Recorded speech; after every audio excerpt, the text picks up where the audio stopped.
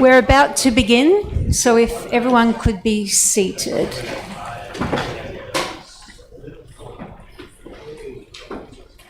And if I could just remind people not to take photos. Okay, welcome to the Ku-ring-gai Council Public Forum. The Public Forum is an opportunity to share your views on any issues on the Council meeting agenda and on other general matters that are important to you. It provides an opportunity for councillors to hear directly from the community, understand the needs and concerns of constituents, and make more informed decisions.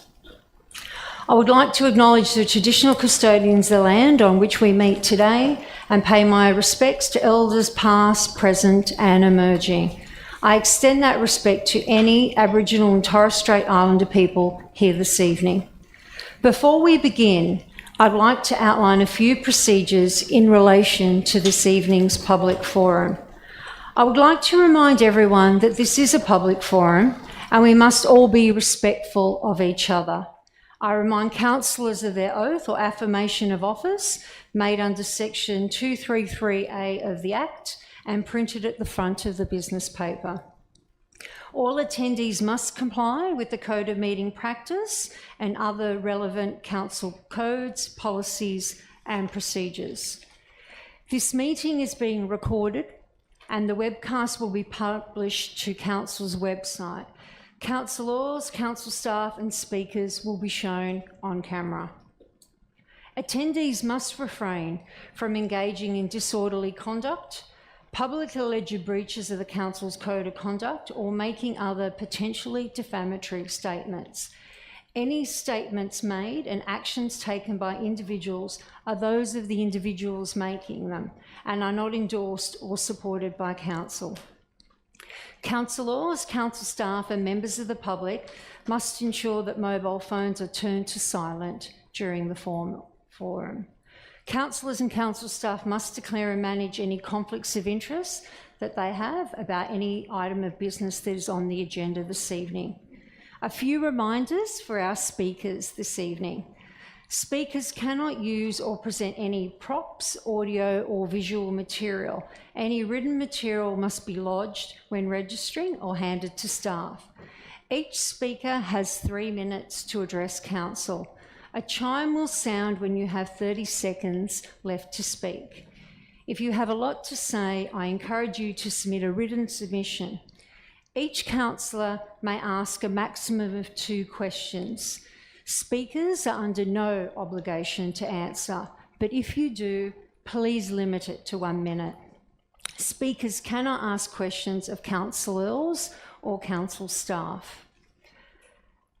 Are there any conflict of interest declarations for councillors? Now, if councillors could please confirm if the interest is significant, non-significant, pecuniary or non-pecuniary, and the nature of the conflict. Councillor Indu Balachandran. Thank you, Madam Mayor. I have submitted special disclosures of pecuniary interest under clause 4.39 for my primary residence and for the primary residence of my parents who live near me.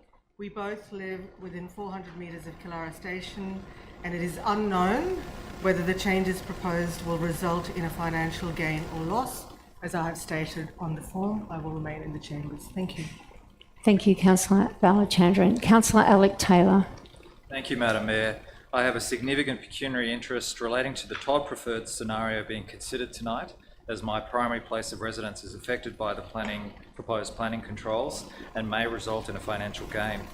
In line with section 4.39 of the Model Code of Conduct issued by the Office of Local Government, I'll be making a special disclosure in the meeting tonight. Will remain in chambers to consider the matter and have submitted the associated form to the General Manager. Thank you, Councillor Taylor. Councillor Sam Nye. Thank you, Madam Mayor. I've got a non-significant, non-pecuniary disclosure. My parents-in-law live within one of the Todd precincts and currently have an FSR of 2.5 to 1. Under what's proposed, they have a minor reduction in the available FSR, and I will stay in the room. Thank you, Councillor Nye. Councillor Barbara Ward. Thank you, Madam Mayor. As submitted previously, I have pecuniary interest in my place of residence. I'm not quite sure whether I will be impacted or not, but I'd like it to be in record. Thank you. Thank you. Now we have one item that is on the agenda, which is GB1. So it's the total alternatives post-exhibition preferred scenario master plan and implemented strategy. We have 50 speakers that have registered, and I note that we've also had 53 written comments and people who are not speaking to that item today. Okay, so I will start with the first speaker. The first speaker is Andrew Sweeney, who is speaking for, who is representing Support Linfield.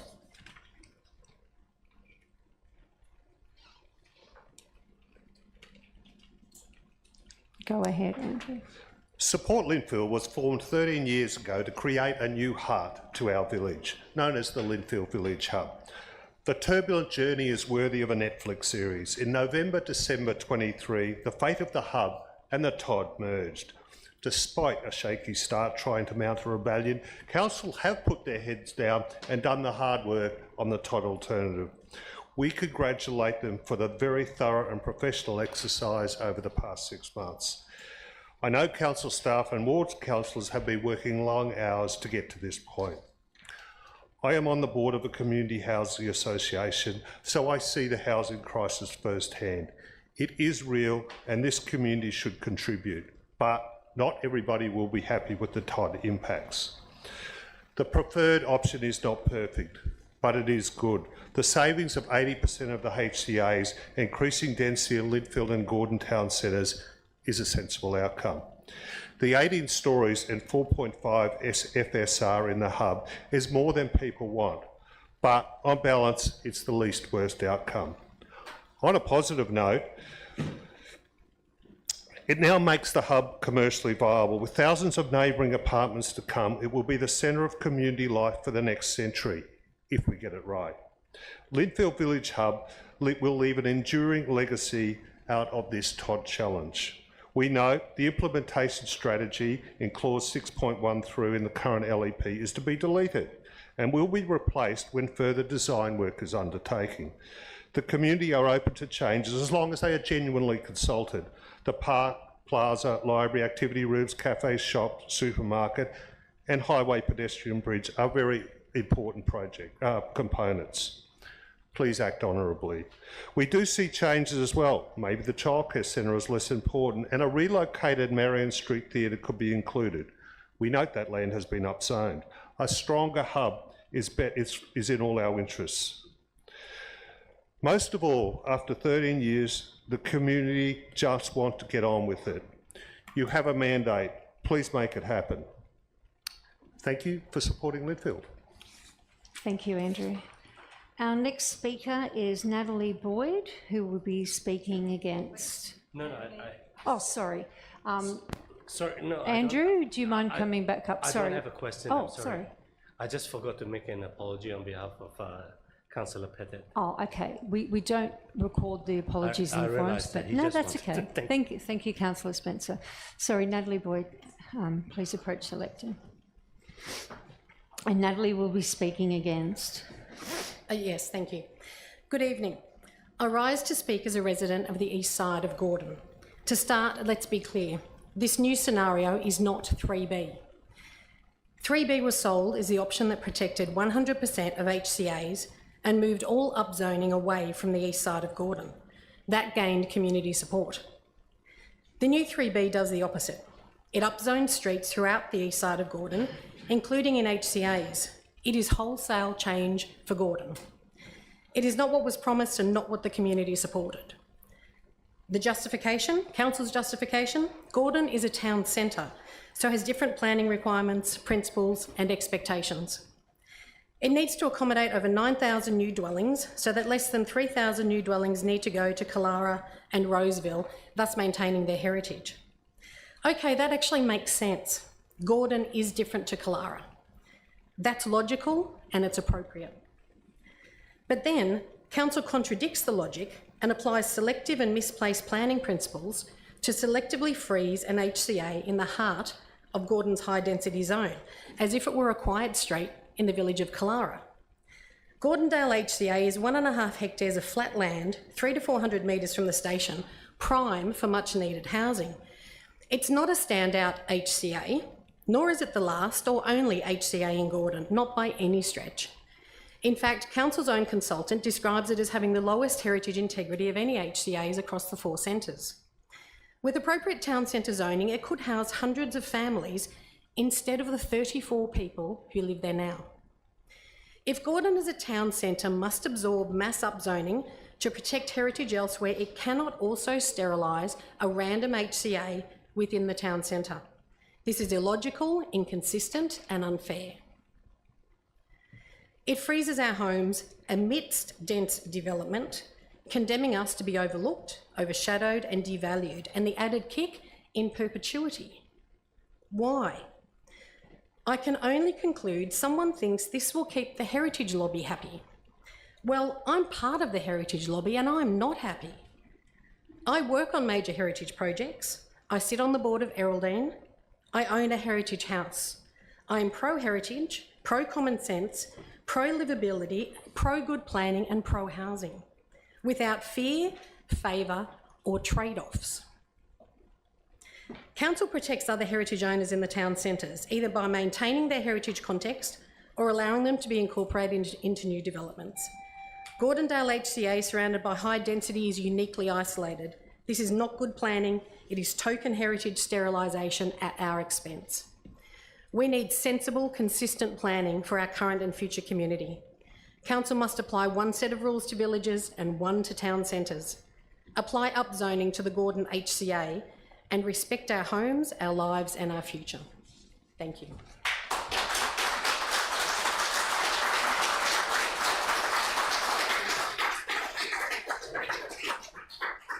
Thank you, Natalie. I don't see any questions from councillors.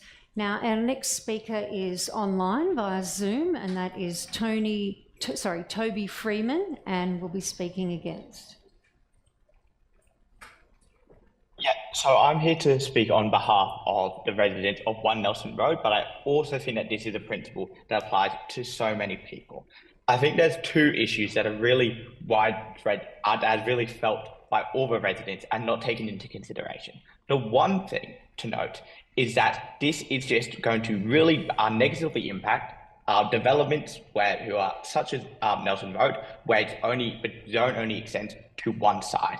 I have no idea why it was planned this way, because it means that people on the east side of Nelson Road who are not part of the proposed zone are now going to have to suffer through years of construction, years of noise pollution, years of parking being filled up, so we're unable to have street parking, unable to enjoy the suburb that we love so much. But then even after we suffer through these years of pain, and also note that that the residents of Nelson Road have already kind of suffered through something similar, because we've also had a bunch of construction around us. The people on the east side of the Nelson Road is going to be overshadowed by these tall buildings. We have absolutely no idea as to why the council would propose something where it's only one side of the street and not the other side of the street. They might tell you that we're complaining, and if you shift the line, then it means that the residents it's going to impact another group of residents, and they're going to want to be hard. But I would note to the council that this exclusively applies to the planning proposals where it happens on one side of the road. When you cover both sides of the road, then at least the impacts of noise pollution, the impacts of street pollution aren't as great. If you were to either exclude the zoning to not include all of Nelson Road, or do the zoning to include both the east and the west side of Nelson Road, as were the case in some of the proposals, including some of the Nelson Road residents in the government proposal, then you're going to have the harm be way less worse.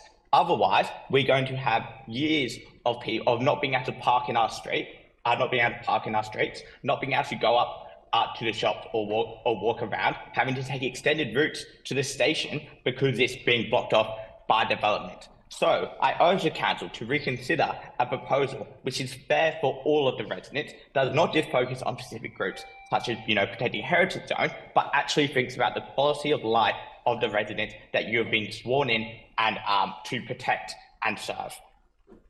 I would suggest that the plans get reconsidered, and I would also suggest that my concerns don't just apply to the east side of Nelson Road, which is quite a big street, but applies to every single house or every single street in the development proposal that is included, and that has one side of the street included and the other side of the street excluded.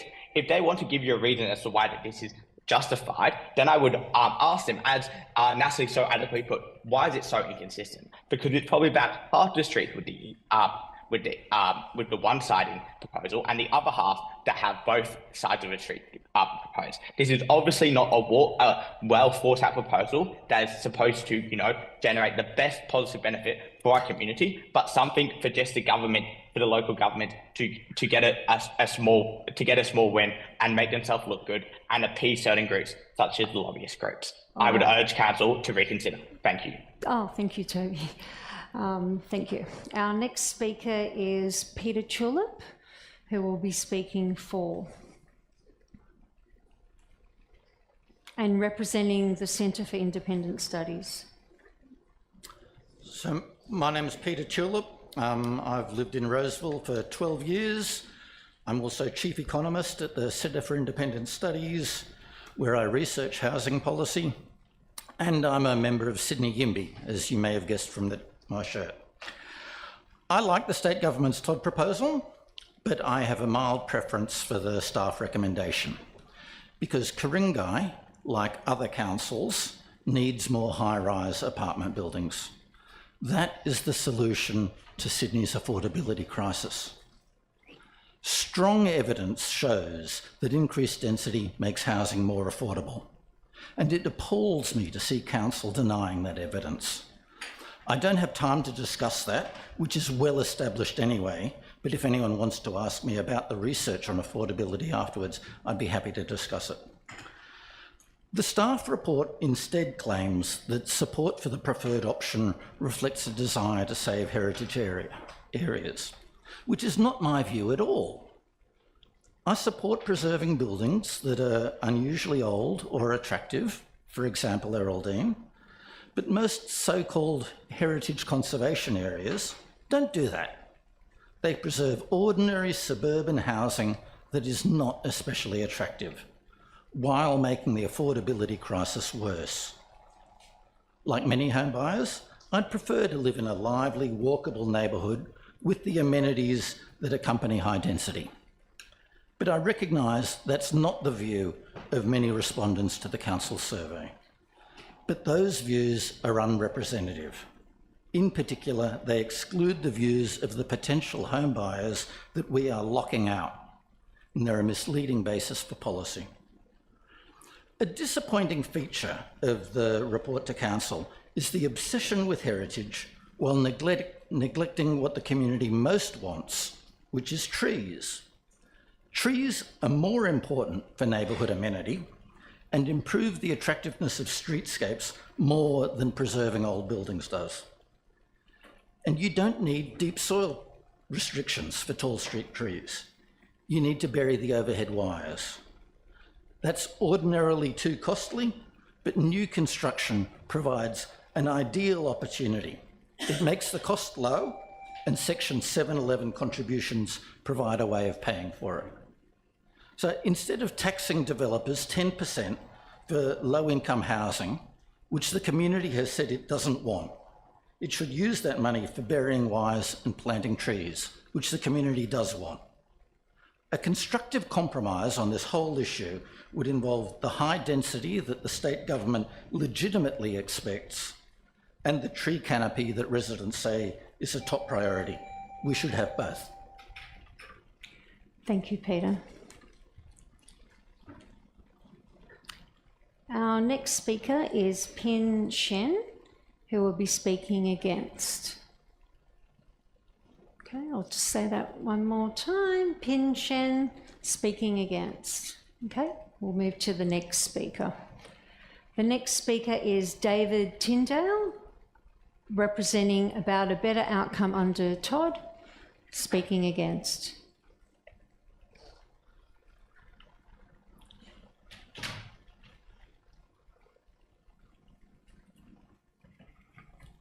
Whenever you're ready, David. Mayor, councillors, staff and residents. Today I speak on behalf of About a Better Outcome Under Todd. We're a group of local heritage owners in Ku-ring-gai Todd zones. We thank Council for their extensive preparation of the new scenario. We've surveyed our members for feedback on this. The majority of members from Killara, but not all, prefer outcomes under the most recent scenario. I note that Killara is proposed to receive less than a third of the additional dwellings proposed for Linfield and Gordon, however. Unfortunately, for Linfield, Roseville and Gordon, most respondents feel that their outcomes have worsened under the new scenario, with every heritage owner in Gordon considering the new scenario will result in poorer outcomes for them.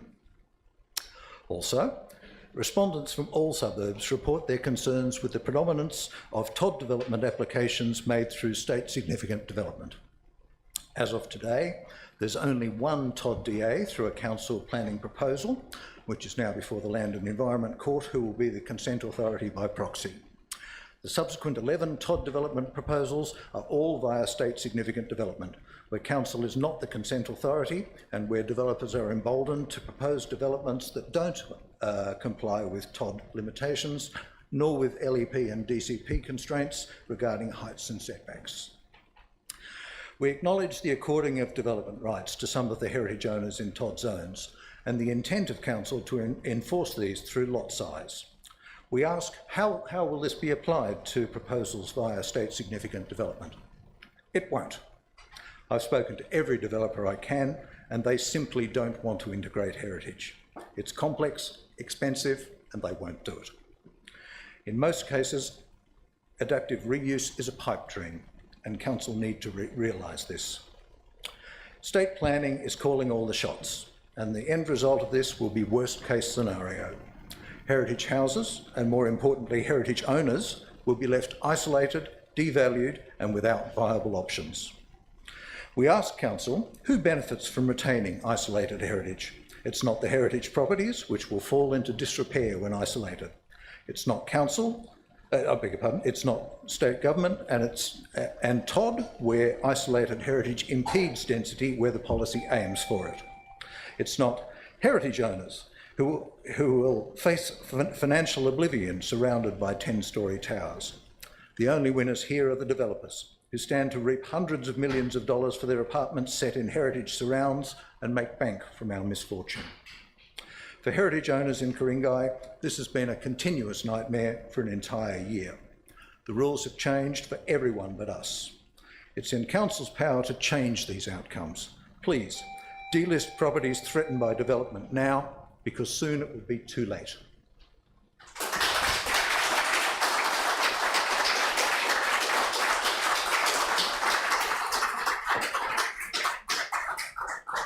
Thank you, David.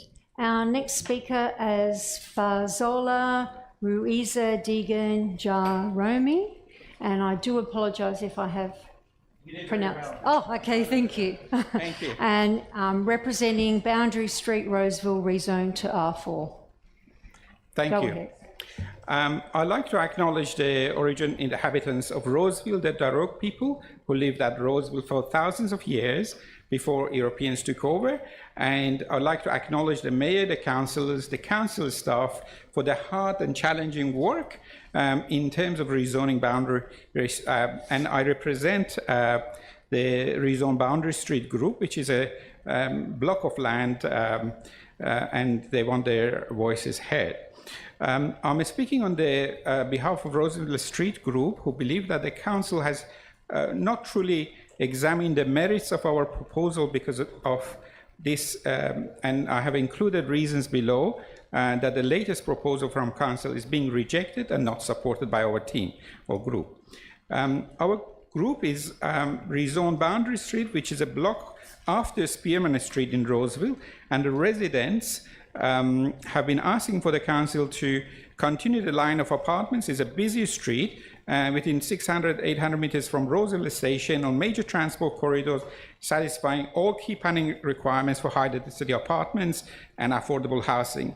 And we have proximity to all key infrastructure services, hospitals, shopping center, Chatswood, but our proposals has been ignored. I would like to highlight the fact that many years the council has not tried to work with the state government amicably and in a proactive manner to address the significant housing issues that continue to have combative approach, and we'd like to see if they can work together to reduce these significant costs in terms of lack of progress, and so that's another element of our requirement. In relation to Todd, we have engaged initially with the council since November, and that's involved significant time, effort for neighbors, ourselves, to try and understand and convey our views to the council. We have no evidence that the council has considered the feedback from myself or others who have tried to engage with council planning in a proactive, consultative manner. It's been a one-way communication from residents with negative or zero outcome. Prior to major engagement with the council, we sought services or advice of, I actually sought advice of a friend who's a senior planner, and based on his review, it was determined that our proposal was sensible and had merits. But we were warned that based on his experience with Ku-ring-gai, that it's unlikely that the council will listen to resident submissions. So we were forewarned. The feedback from citizens is that the changes do not follow common sense or priorities identified. Sorry, I think I've run out of time. You have just now. Thank you, Professor Lola. Thank you. Our next speaker is David Lane, who will be speaking against.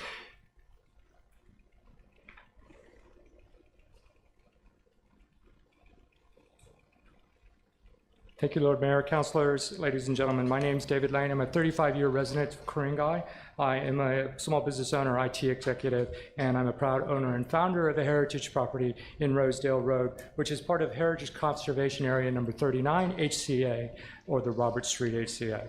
My message to you, councillors, tonight is very simple. If council cannot or will not protect the HCA, then heritage can't stay.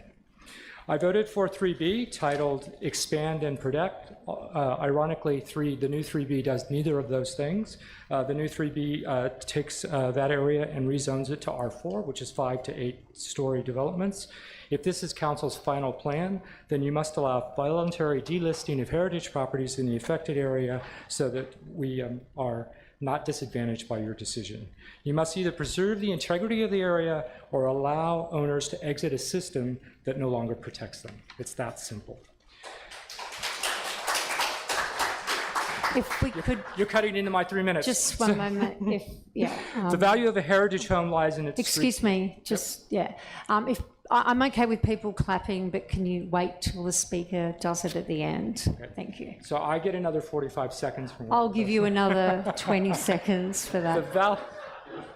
Was paused, okay. The value of the heritage homes in Ku-ring-gai is the streetscape that the heritage homes represent. It's the character that makes Ku-ring-gai and Gordon beautiful. In my case, my bungalow is one of 3. They were all built by the same builder, built in the same year in 1925, but only mine is heritage protected. The reason is I went and actually got mine listed. Council didn't even know my house existed. The other 2 are not heritage protected. Under this plan, this property will become isolated. Once the context of heritage is gone, heritage has very little value. Now, I know some of you councillors have a great personal interest in that there's FSR uplifts, allocation of development rights, forced amalgamation, and other fancy planning terms that have been put into this 400-page document that will fix all of those problems. It will not. As David Tyndall already says, I've had people sit at my kitchen table drinking my wife's tea and eating her lovely chocolate chip cookies and tell me directly, heritage is a liability. It is not an advantage. They will not incorporate it. They want simple solutions. Delisting is a simple solution, no shades of gray. If you can't do that, then the developers will go to where it is simple and go around you and go use the SSD process and do it through the state government, as they're doing in Park Street already and as they're doing in Stanhope Road in Killara. In conclusion, What I'd like to say is I'm not calling for a mass delisting of heritage properties across the LGA. I know the GM's worried about that. I'm asking for delisting of a small number of properties, which under the council's original proposal is only a very small number, 4 or less. And I'm simply asking council to finish the job. Where council is rezoning, which is their decision, council must allow for voluntary delisting. Why? Because as I said before, if council can't or won't protect the HCA, then the heritage can't stay. Thank you. Thank you, David. Our next speaker is Ian Clark, who will be speaking against.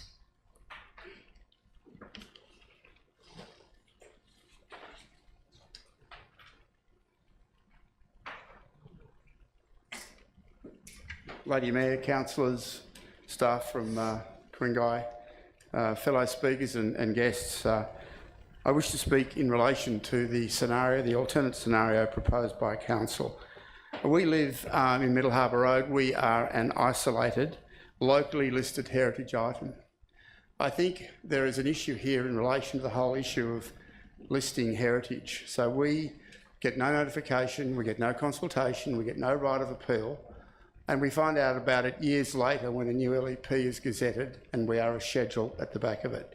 If council and the state want to rezone, as they need to for more high-rising, this process has got to change. It's against sensible planning and sensible policy. To leave an isolated property surrounded on 3 sides and opposite 5 8-storey buildings is not good planning and is not a good result. If voluntary delisting is allowed, I think the winners are all the stakeholders. The state, because it gets the housing density it wants, numbers. Council, it also gets its numbers.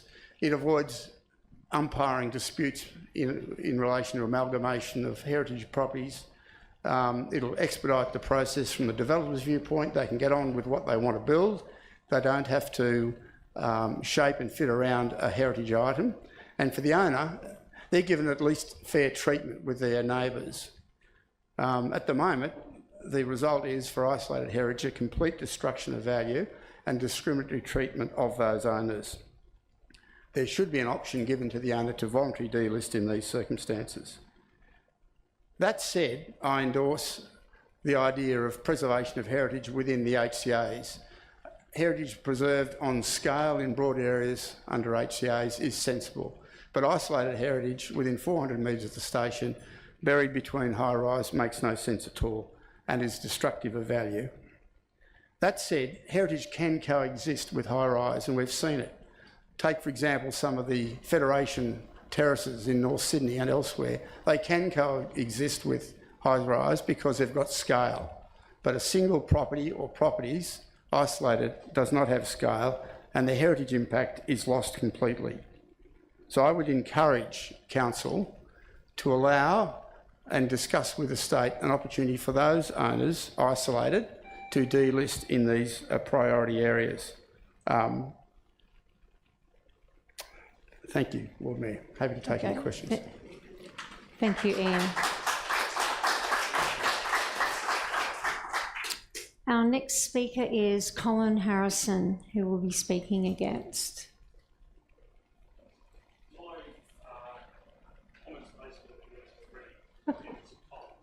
You don't want to speak? Okay. Yeah, no, that's fine. I think you've provided written comments anyway. Okay. Thanks, Colin. The next speaker is Kathy Cowley, who is representing Friends of Ku-ring-gai Environment, speaking against.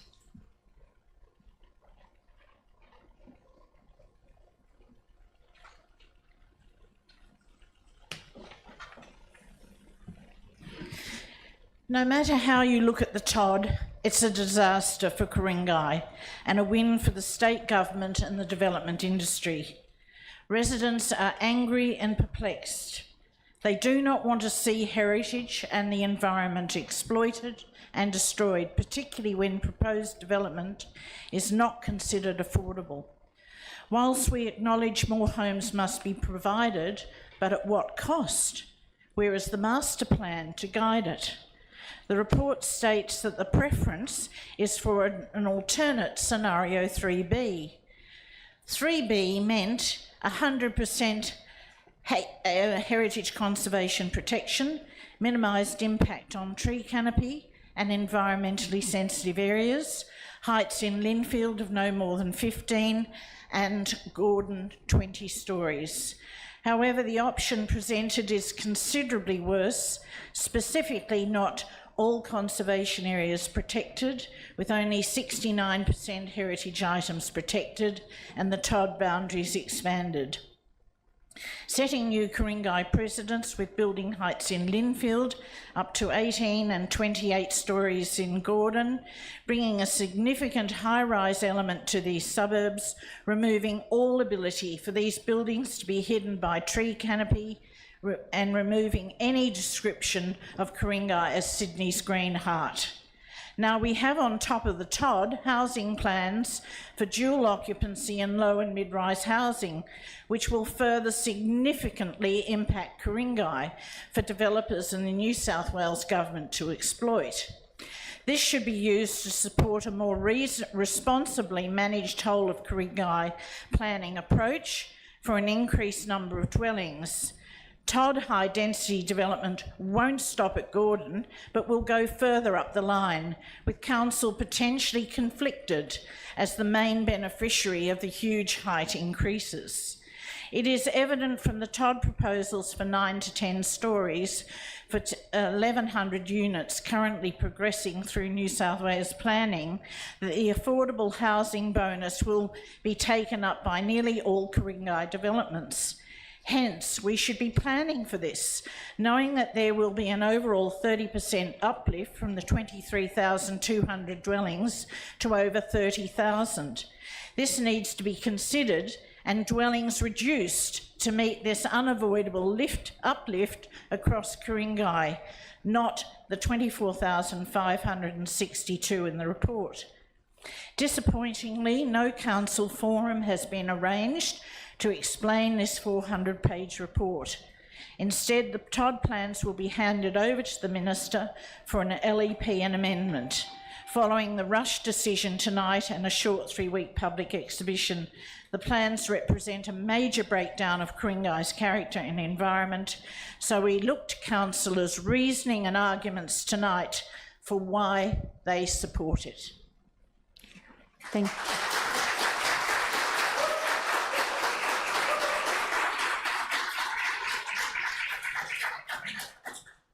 Thank you, Kathy.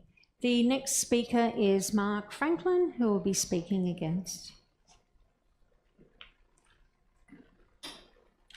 Hello, everyone. I'd like to speak about Roseville and its potential to provide housing. Roseville's the closest suburb to the city, and it is the one that provides maximum utility for new housing development in terms of getting into town, which is one of the ideas behind the development that we're all planning here. If you look at Roseville, it's characterised by broadly heritage on one side, on the eastern side, and on the western side, where I live, there are no heritage sites at all that were targeted by TOD. So the number of reasons why you would want to exclude sites on the western side of Roseville, which are down in a dip, and I think quite ideal to having a reasonable height, are very limited. Obviously, there's the environmental issues that need consideration, restoration of riparian areas, which I am very enthusiastic about, and provision of new parks, maybe solution to traffic problems. But all of these things are solvable. So I was surprised, having voted on the favourite option when 5 of them were put up recently, to see that now the new proposal is actually rolling back some of the areas that were targeted under TOD for redevelopment.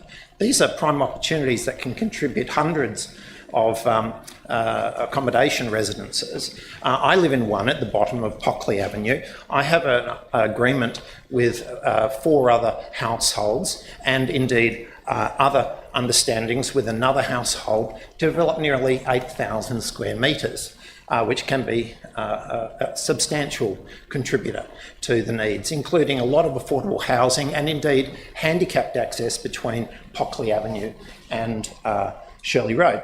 I would like to work with the council to explore that option and to ask for the consideration that that area be included in a similar way to other developments in Pockley Avenue, such that a good outcome can be achieved. The council can get its roadway, it can get a better park, probably for free through developer contribution.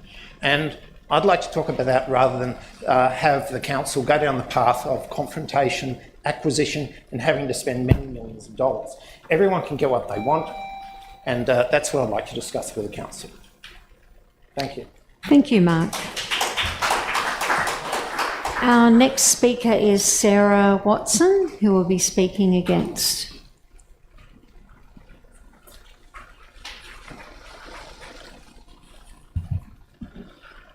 My husband and I bought into Park Avenue, Gordon, 16 months ago, when the three-letter TOD acronym had no meaning. Unknowingly, we bought into a complete and utter nightmare. We settled on the perfect heritage home for our 5 young children, which needed significant restoration, something we both enjoyed. We spent millions purchasing this home and restoring this home over the past 12 months. We couldn't even paint the house, prune a tree, replace the leaking slate roof, or reinstate the original cast iron detailing without council's written approval. This has been thrown back in our face, with Park Avenue being only 1.5 streets of heritage in Gordon East, set to be retained under the TOD radius. We put faith in this council that it would properly respect the heritage of this area, and to say we've been let down is an understatement. We are baffled how your prior preferred scenario, 3B, could morph into a scenario which has such polarising outcomes for the residents of Gordon.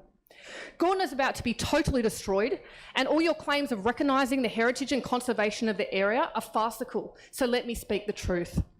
You have cherry-picked certain heritage sites to remain, yet allowed others to escape the devastation of the mess this area is set to face. Whilst our house is proposed to remain as a heritage item, we are now exposed to being surrounded and overshadowed by multiple multi-storey apartment towers, lacking any heritage qualities, destroying our heritage home and the general heritage character of Gordon.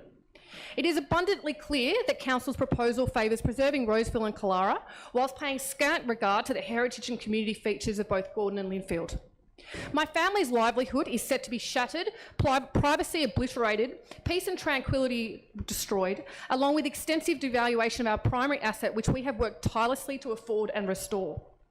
As per the government's website, any new development must improve and enhance the heritage values of these locations. Let's get real. Any mid to high-rise development immediately opposite, adjacent or behind a home will never improve the value of a resident, be it heritage or otherwise.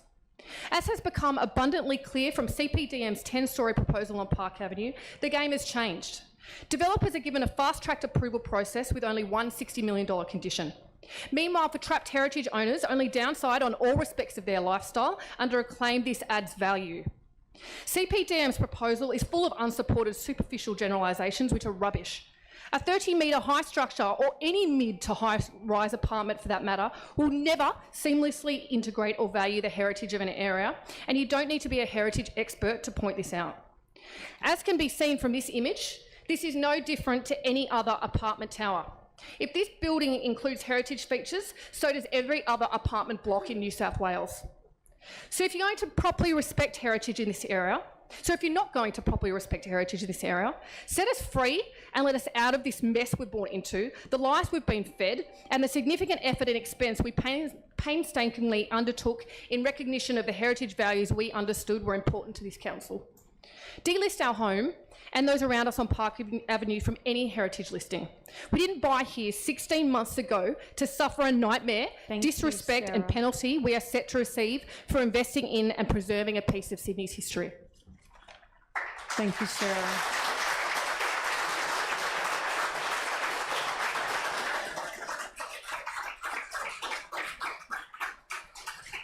Our next speaker is Caleb Ball, representing Solve Property Group, speaking against.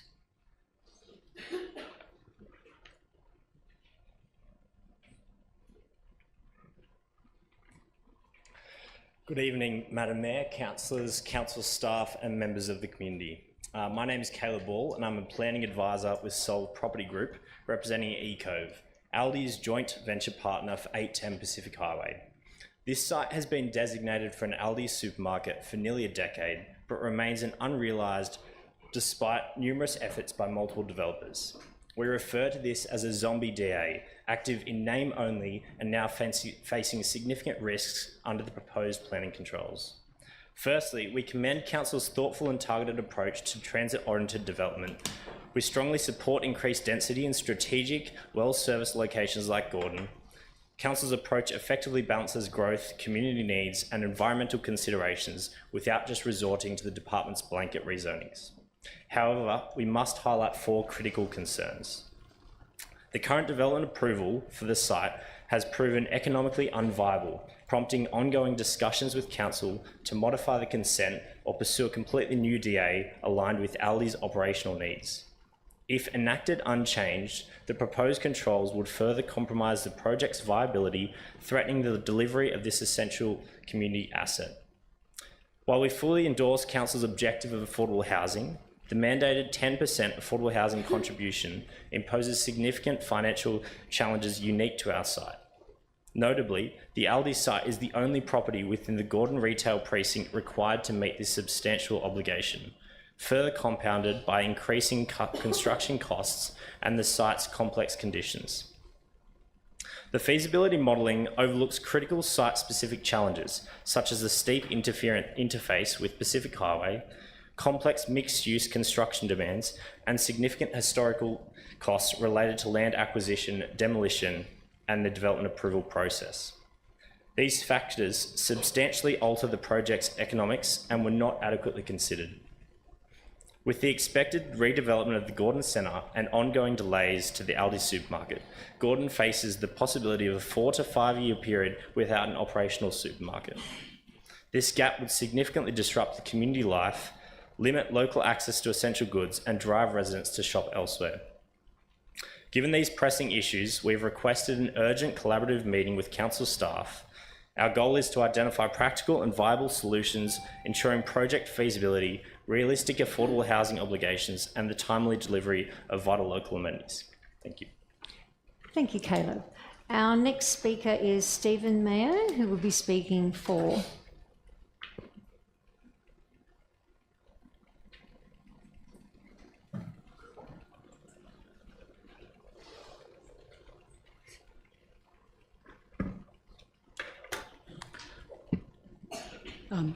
Mayor, Councillor, everybody, good evening. My name is Stephen Mao. We own a house in Kilara. Regarding the big development plan in these 4 stations, we feel very sad. We spent a large sum of money plus a mortgage, purchased this house a couple of years ago, and now the government is going to build up to 23rd 200 apartments near us. This construction plan will significantly lower the value of our houses. Not only that, but this extra large construction scale will also lead to an increase in many people near us. Traffic jam, noise, environmental damage, trees damage, etc. Especially those heritage and conservation houses, they are so beautiful. They are the history of Australia. We must protect them for the new generations to come. On the other hand, governments and property developers are the biggest beneficiaries of this extra large building plan, while we are undoubtedly the biggest victims and innocent. I haven't seen any compensation plan from the plan. This construction plan will significantly lower the value of our houses and our living environment. From the perspective of fairness and justice, government and developers should consider us as our houses are facing significant depreciation. Please consider reasonable compensation for those owners like us. Thank you. Thank you, Stephen. Oh, excuse me, Stephen. Councillor Kim Wheatley, our Deputy Mayor, has a question for you. I'll just go back to the lectern. If you could just keep it to a minute with the response. Mr. Mao, thank you for talking. You have got on the list on our thing here that you're for it. It sounds like you are against it. Yeah. Okay, can we make a record of that, please, to say that Mr. Mao is actually against, not for? Thank you. No worries. Thank you. Our next speaker is Edward Burrell, representing the owners of 2 to 16 Kenilworth Road, Linfield, speaking against. Councillors, council staff and residents, I speak this evening on behalf of the owners of number 2 to 16 Kenilworth Road, Linfield. Whilst we appreciate that the state government has imposed a development burden on Ku-ring-gai, we believe that it's patently unfair that Linfield should have to bear 3 times the volume of development as compared to Killara and Roseville. That said, should this plan proceed, we believe that Council has significantly erred in excluding our 8 houses. Council's preferred plan TOD map has been extended to include Kenilworth Road, Linfield, which is approximately 500 metres from Linfield Station. It has been mapped as R2, single or 2-storey residential. Numbers 2 to 16 on the north side of Kenilworth Road are not located in a heritage conservation area. These dwellings have never been included in a heritage conservation area, as it was considered that they did not contribute to it. The southern side of Kenilworth Road has been mapped 5 stories. There is no transition from the 5 stories to the single or 2-storey dwellings on the north side of Kenilworth Road. The single or 2-storey dwellings at numbers 2 to 16 Kenilworth Road will be dwarfed by the 5-storey buildings proposed directly opposite. This is inconsistent with the rest of the TOD scenario that shows a 3-storey transition from all other 5-storey buildings. Highgate Road borders Kenilworth Road. Its eastern side has been mapped as 3-storey, with a road between it and taller buildings opposite, and it backs onto a heritage conservation area, i.e. it is exactly the same situation as numbers 2 to 16 Kenilworth Road. However, number 2 to 16 Kenilworth Road have not been mapped 3-storey, and this will have a detrimental impact on these dwellings over time if the 5-storey building goes ahead. A2 Submission Summary Tables 2 and 3 details principles upon which the plan was developed. Principle 3 notes, prioritise protection of heritage conservation areas by transferring the potential dwelling yield to suitable non-heritage areas. Principle 3 has not been adhered to, as the proposed defined TOD zone has not maximised its yield to include non-heritage areas such as 2 to 16 Kenilworth Road. Principle 6 notes, ensure building heights are appropriate to the region, district and local context and reflect the hierarchy between the centres. Additionally, building heights are to be transitioned from tallest near the stations to lower where the sites adjoin lower density residential.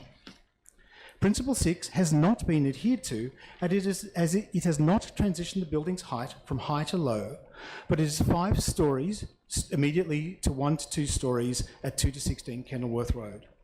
As a group, we respectfully request that numbers 2 to 16 Kenilworth Road be mapped as a minimum of 3 stories should this plan go ahead. Thank you. Thank you, Edward. Our next speaker is Mi Chan, which they will be speaking online via Zoom. No? Okay. We'll go to the next speaker is Sandra Van De Water, representing East Gordon Highlands Carlotta Residents Group and speaking against. Thanks, Sandra.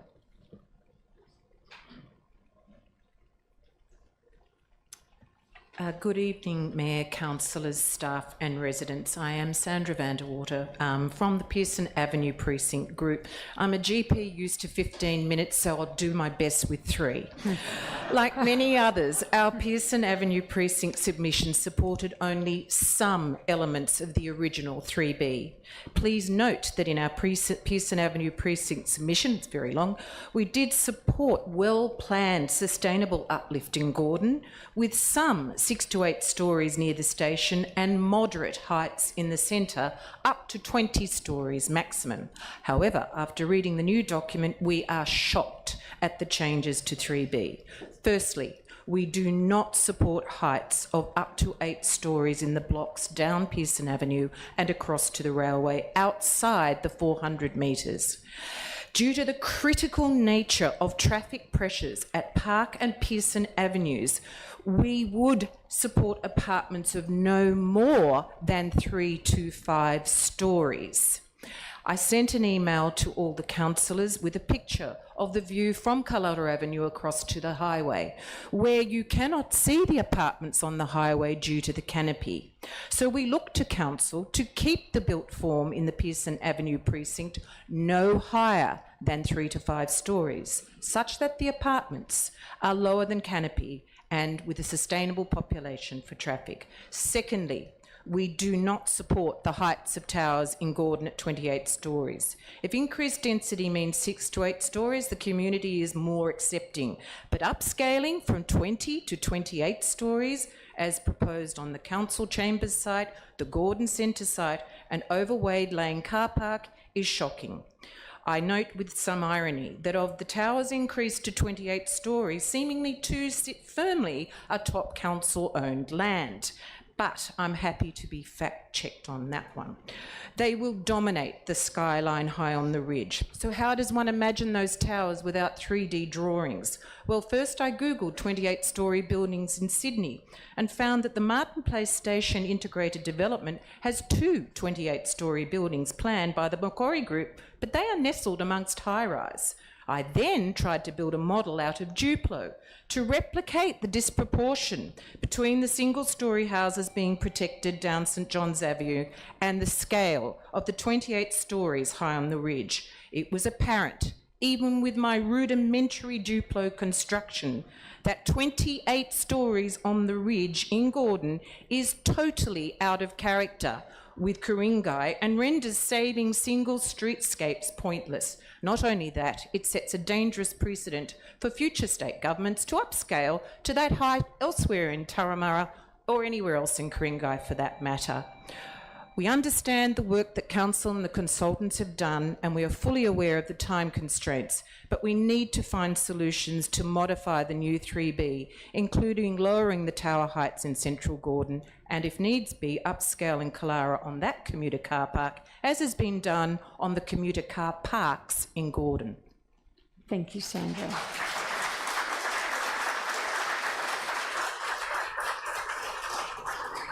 Our next speaker is Julian Ledger, representing 416 Group, speaking against.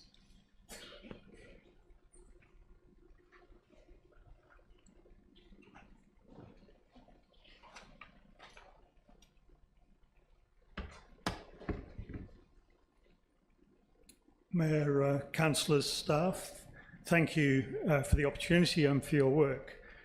The 416 Group aims to represent Killara and Linfield residents on the west side who live at a distance from the train stations. On a recent Wednesday morning, I drove to Artarmon to get the car serviced. Travelling that short distance from Killara took 50 minutes. The traffic congestion is a regular experience. That's before the extra 24,500 Ku-ring-gai Todd dwellings and implementation of the policies for low and mid-rise and dual occupancy. It's before an additional 9,600 apartments in Macquarie Park, continuing growth in Willoughby, North Sydney and Hornsby LGAs. Our submission was one of 72 which did not support either the Todd or the scenarios because the infrastructure required to support the additional housing has not been addressed. On infrastructure, the staff response says the New South Wales Government, prior to giving effect to the Todd set, would have been in a situation to consult with the state agencies regarding the provision of state infrastructure arising from the anticipated development. Well, we can't argue that they could have, but whether they did, where is that analysis? Traffic and parking submissions received listed existing parking issues around stations, existing traffic congestions on roads, in particular the Pacific Highway. The staff response was that Council was undertaking assessment of traffic impacts of the Todd and scenarios to better understand any transport infrastructure requirements to accommodate the additional dwellings. We think that could have been better phrased to better understand the many and enduring transport infrastructure requirements. In November, the 416 Group wrote to Council with a list of unrestricted street parking used by commuters within walking distance of the west side of Linfield Station, 193 bays. We proposed an audit be undertaken of all such parking on the east and west sides of the 4 stations and the impact of the Todd development scenarios. This evening we ask whether this work has been done, and if not, when will it be? For every commuter who can't park to use public transport, there is liable to be another car on the road, adding to the gridlock. The infrastructure strategies proposed in attachment 9 don't address the big picture. We need large-scale commuter parking. It was construction of 4,000 commuter bays which underpinned the success of the North West Metro. We need options to address the gridlock in Chatswood. It may be a tunnel like North Connects under Pennant Hills Road and the new Western Harbour Tunnel. The town planners based in Parramatta don't appreciate the extent to which the North Shore is a captive of its geography. Egress is dictated by the narrow ridge line, the Lane Cove Valley and Middle Harbour Creek. We urge Council to advocate much more strongly on our behalf. We are being led lemming-like over a cliff to a future with much worse amenity than at present. Thank you. Thank you, Julian. Our next speaker is Maz Khan, which will be speaking via Zoom online. So against, just bring up Maz if we could.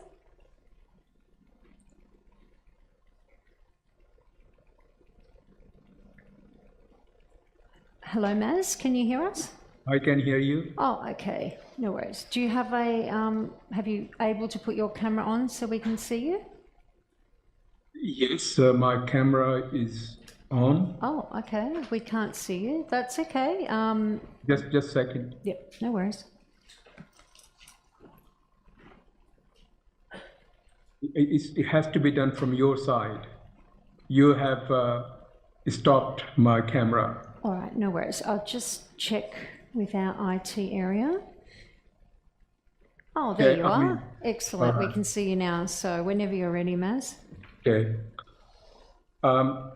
Good evening, Madam Mayor, councillors and members of the community. As you mentioned, my name is Maz Khan, and I'd like to express my concerns the way Ku-ring-gai Council is resisting and wasting ratepayers' funds on dragging thought process on and on, paying consultants and lawyers for no good reason. The alternative proposals they are putting forward are obscene and make no good sense. On one hand, council cries on developing high-rises and lack of infrastructure, and on other hand, they propose to concentrate development by even building more high-rises in just 2 areas, mainly Linfield and Gordon. The outcry about heritage and conservation area is also a hoax. Otherwise, no development will be happening in Gordon or Linfield. The thought clearly exempts any development on heritage-listed items, but most of the residential land in Killara within 400-meter radius from the station is not occupied by heritage items. The council has posters all around stating no one solution fits all, but then they go and do the same thing by asking to exempt all of Killara. Our population is growing and we need more housing. It's a fact. It's also a fact that the increased population provides business growth, create community and better atmosphere for both old and new. Killara has good schools and parks. It makes more sense to utilize all these facilities for new residents and build vibrant and thriving community. This is our chance to create a future where people can live closer to where they work, rely less on cars, and enjoy more workable community-oriented lifestyle. I urge the Council to embrace a vision for progress, one that balances preservation with innovation, ensuring Roseville, Linfield, Killara, and Gordon remains thriving and liable for generations to come, and carry equal weight of their responsibilities to accommodate the growing population. I also urge Council to stop wasting ratepayers' funds and make better use by investing them in the community. Thank you. Thank you, Maz. Our next speaker is Donna Palmer, who will be speaking against. Okay, Donna Palmer. Oh, here she comes. Take your time, Donna. I thought I was number 31, sorry. Oh, no, that's okay. Good evening, Mayor, councillors, staff and members of the community. Thank you for giving me the opportunity to speak. I'm speaking against the motion because I believe that it does not protect my heritage home in Highfield Road, Balfour Street, HCA. This was listed by council originally as a significant intact heritage area, and this has not yet changed. There is also a significant wildlife corridor within this HCA, which hasn't been looked at. We selected our house 25 years ago as one that would suit us then and into old age. Being on one level, room for my classic cars and caravan, my pets, my love of gardening, and being close to services, the train station and shops, meant we were set for a very long and happy retirement. It is a unique property. It has 3 front doors and no front windows. There is only one other house like it in the whole of Ku-ring-gai, and it was named after and built, our house was built in the same light as that one. Option 3B, my husband looked at it and he said, they have decided on option 3B, so our house is safe. However, further into the report, it goes on to describe a heavily modified 3B, saving only 80% of HCAs, which I believe is misleading. It should have been described after analysis. Council have come up with option 4. Since this option was never originally on the table, it should be recirculated and a new vote undertaken. When this new vote is undertaken, the following questions should be asked. Which option do you vote for? Are you currently in a HCA? If you are in a HCA, are you interested in selling to make money? Or are you interested in preserving heritage? The answers to these questions will relate how people are concerned for the Ku-ring-gai environment that most of us know and love. Why wasn't the option in the Highfield Road, Balfour Street HCA given an option of splitting? Because everyone on Highfield Road wants to stay a HCA. On the other side, they just want money. The other problem along Highfield Road in Linfield is that it's already a very high traffic street and movement. It is between 2 schools in close proximity to the Pacific Highway, which makes drop-off and pick-up impossible if low to mid-high rise was constructed in Highfield Road. For this reason, if a modified 3B be chosen, which should be option 4, it should be modified for this area of Linfield, including Highfield's preparatory school as high-rise. We are getting rid of something that's vitally needed if we're going to increase our population, and that is schools. The 2 schools should not be targeted for high-rise, as we need more, not less, with a resultant increase in population, so I believe it's inappropriate to include those in redevelopment. For these reasons, I ask you to carefully consider these points and vote against the motion, else falling into the same issue that initiated action against the state government for not following due process. I suggest a new motion to circulate the new option 4 with the questions I have mentioned. Thank you. Thank you, Donna. Our next speaker is Janine Kitson, who will be speaking against.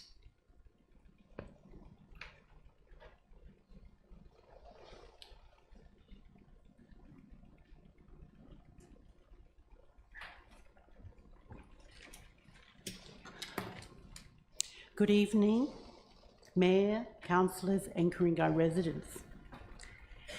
I've spent 10 hours as a minimum looking at the preferred scenario over the weekend. It's a very complex, it's a very difficult paper. I wrote about 4 speeches to prepare tonight, and in the end I've come up with this because I'm taking an overview of it. War has been declared on Ku-ring-gai by the Men's New South Wales government. Our councillors here tonight have to sign the surrender papers for that surrender, and that's the preferred scenario. One wonders why we are even building submarines to defend Australia when our own governments are attacking, undermining and destroying our way of life by smothering our neighbourhoods with unsustainable levels of growth, population, high density living and an ecologically unsustainable future. This is not Ku-ring-gai's battle. It affects every suburb of Sydney that is under siege from the New South Wales government's TODs, State Significant Development, and now the undemocratic Housing Delivery Authority. Tonight's plan is just simply unsustainable. It will accelerate climate emissions and it will accelerate biodiversity loss. The sheer scale of the mandatory numbers that this TOD has to be required is unacceptable. The population of this area is going to blow out and we will not be able to cope with the services. This is in addition, we have low and mid-rise housing and dual occupancies. What will the population increase do? It will erase Ku-ring-gai's blue gum high forest, a forest of national treasure and critically endangered community that really should have long ago been World Heritage listed. The demolition fumes are going to choke us.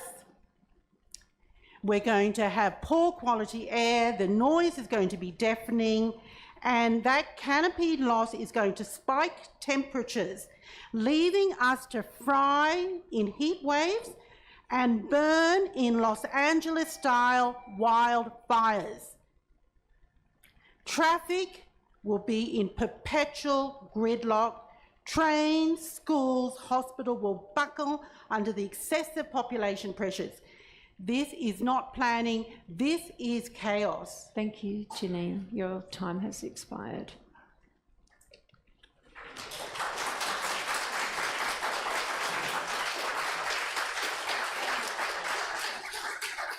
I have one thing to say, and I'd like to finish it. Is it just one line? If it's just one line, I'm happy to do that. Councillors, please return to the strength you've shown before.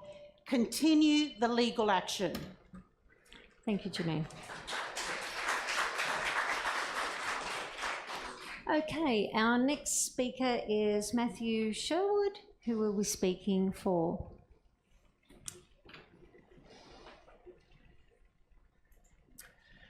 Thank you, Mayor and Council workers and my fellow citizens.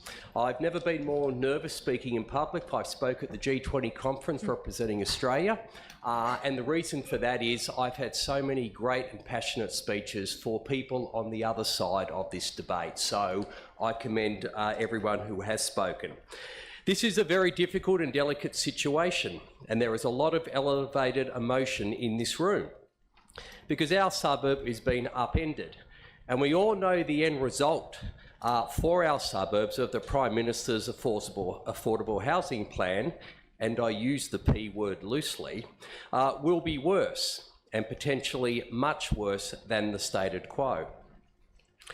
Worse still, some individuals, some streets and suburbs will pay a much higher price than others, and they will rightly feel aggrieved. But as a group, I feel we need to recognise that it's a feature of the world we live in that 15 years of poor fiscal management at the state and federal level has landed us in a place where you have to decide between a bad choice or no choice at all. We have to examine this planning option with our eyes wide open, as the alternative to the plan Council has put forward is not that we get what we want, all of us, or that we do nothing, but rather that the state government can do anything that it desires. in relation to our suburbs from their ivory towers in Parramatta, without consideration as to the local experts who know the issues that you can't see from 50 kilometres away. Were the worst case to occur, it would be sustained chaos. It would, with traffic choke points amplified in both number and duration, pressure points on local resources intensified, such as schools, which are already over capacity, roads, as I mentioned, healthcare and numerous other touch points. The risk of the state government greenlighting developers to come in and bulldoze our history and profit to the tune of hundreds of millions of dollars is as equally real as it would be tragic. Imagine if a similar law was enacted 30 years ago in Paddington. All of those beautiful Victorian terraces would now be gone, and we all would have lost something. Worse still, the planning process would itself not be governed by disclosure, as it is with local planning decisions, but would instead be administered by concealment and secret deals between state government and property developers, with a good old system blamed for the myriad of major blunders that are certain to occur, many of which will be irreversible. An intelligent person may be able to solve some of these issues as they arise, but a wise person minimalises their existence in the first place. And I live in a street which itself now is earmarked for a 10-storey state special development. Matthew, if you could just, your time has expired, if that's okay. If you've got one line, I'm happy for you to continue, all I would but say, we're just Mayor, trying to get a lot of speakers in tonight. Yes, is that 6 months ago, I would have voted against the plan forwarded. I realise the environment has changed, and I think we have to give in order to preserve. So, I think the plan is the best of a very bad bunch of choices. Thank you. Thank you, Matthew. Our next speaker is Wayne Ziong, who will be speaking against.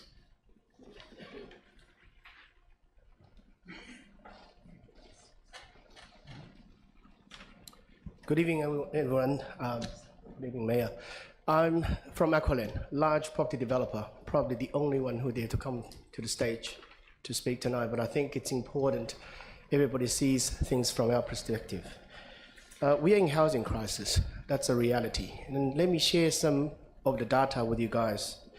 In Roseville, and we particularly are developing something in Roseville. On the western side, no heritage conservation, not affected by the biodiversity. Now in Roseville, the average apartment price is $944,000. Average house, 4.05. Now, if everybody thinks house only 60% more than apartments, you're wrong in this particular area, and this is a character of a typically underdeveloped area. And also, according to Ku-ring-gai Council's own data, 23% of Ku-ring-gai's renters are in housing distress, 71.6% of Ku-ring-gai's essential workers are living outside of Ku-ring-gai Council area. 3,694 people, young people between 18 to 24 live Ku-ring-gai between 2016 and 2021. So as for Roseville area, we need housing supply. As much as some of you are against development, we actually carry the job of providing supply in this country. The fact that our population has increased, we need to provide housing. If we can't make things work, there is no supply. Where are our kids going to live within the area close by to us? Doesn't matter as renters or as first home buyers or second home buyers. And we have a very large downsizer market. Our own community engagement has revealed that nearly 90% of local residents want to retire in the area. There is no supply for downsizers. So there are good pockets in the Roseville area that's suitable for development. For example, on the western side, no biodiversity, reasonable heights, and we are a very big supporter of affordable housing. And just letting people know these are not social housing. Qualification for affordable housing are single people earn up to 85 grand a year and a couple earn up to 105. They just are normal key worker housing when they can't afford a market rental. So we are very determined to provide housing supply and do our work. Now, I think the reason why I'm against the new exhibit is because They are downsizing and downzoning some of the areas that's suitable for development and putting them in areas that's not suitable. They are ignoring the existing community's needs from our community engagement, and they're also asking DPI to not save any lodged applications, which is directly against the process and the legislation. So I'm here just to show another story of us actually doing some work, and development is not as profitable as you all think. In the last year, 3,000 builder and developers has gone bust just in the country. So we are facing enormous risk as well in our investment. That's what I want to say. Thank you, Wayne. Can I just confirm that you were speaking for, were you speaking for or against? I'm against the Okay, exhibits. thank you. Thank you. That's fine. Our next speaker is Jersey Masijak. Okay. Jersey, doesn't look like they're here. Our next speaker is online, which is Renis Lee. So if we can just go to Zoom. And they will be speaking for, oh, Renis is not online, so we'll keep moving. Our next speaker in the list is Janet Harwood. She'll be speaking against. Janet? If you could make your way to the lectern.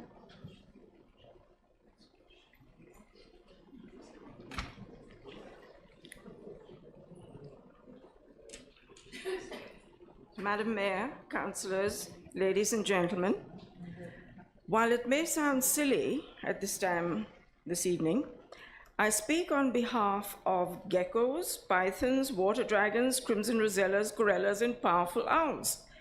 And I will not be threatened or silenced, as I have been, by individuals, departments, or systems for saying so. Research and investigation has shown process in planning shows further development zoning in Ku-ring-gai is not necessary. Papers from 2003 and research since then show that events in 2009 have led to serious errors in multiple LEPs, including LEP 2015. In 2007, this local government area had more development value than the CBD. And in 2017, this local government area reached between 60 and 80% of its 2036 targets.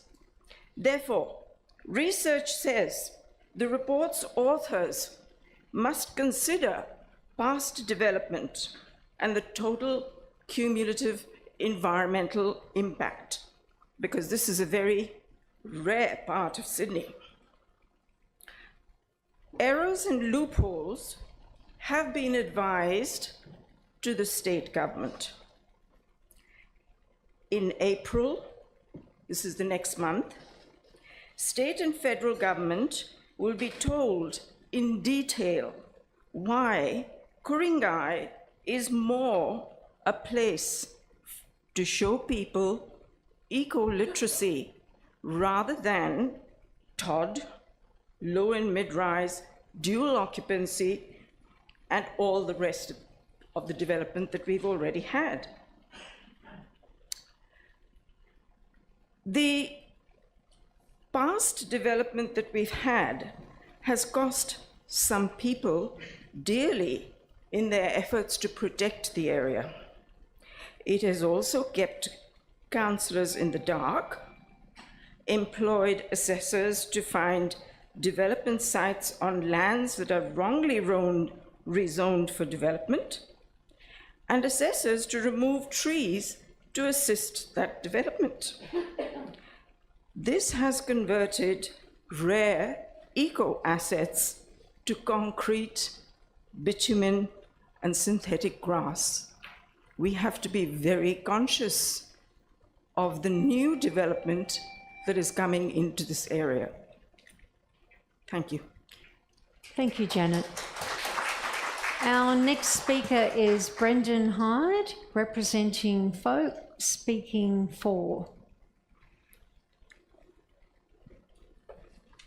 Well, I must say I was very confused whether I was for or against. If you could confirm. I really support all the work that Janine Kitson and Kathy Cowley have been doing for folk. I'm appalled at what's going to happen to this area. I've lived here all my life in the home Mum and Dad bought after the last war, in a 1901 Federation home in Park Avenue. But we don't have a choice. This new housing development authority that's been set up is just going to do what they want to do. As long as you have $60 million, you can do what you want to do. So if we don't have a choice, we've got to survive. And I commend the council for their fantastic effort, that huge report that you've gone. You've looked at all the things. I do want to commend the effort you've made. So we don't have a choice. So they've taken an effort to see what's the best way out of it. I'm shocked at the development that might happen from 3 to 9 Park Avenue. I don't know how they're going to overcome the congestion of vehicles going into a tiny park lane that used to be what we used to call dunny lanes to bring in the old cuts before we had sewerage. But if it's going to happen, it's going to happen. So that's not the question tonight. They've asked us to vote on the council's solutions to the problem. Well, I'm not voting for the development, but we're trying to give them an opinion. I initially voted for 2A, but that wasn't what was put to us tonight, so it was 3B. I looked at it and initially said, oh no, but then I found out it was revised. So I looked at it very carefully and it was so confusing. So looking at it, I think it's so important you don't have the classic old heritage and homes all jammed in. If you have to put up with this huge high-rise on one side of Park Avenue, at least the back side, if you have a high-rise there, it's going to be jammed in. So I look at the 3B revised, and at the back of Burgoyne Lane, it says low to mid-rise. So I looked at that and I thought, well, I'd reluctantly support it if it's low-rise from the west of Burgoyne Lane. At least you can still be able to see the gum trees out into the distance. So that's where I wanted to thank the council for what they've done. You've asked us to give a vote and whether or not you support all your effort. So it's a little bit of a reluctant support for the revised one, as long as you go low-rise west of Burgoyne Lane. Thank you, Brendan. Our next speaker is Lena Teo.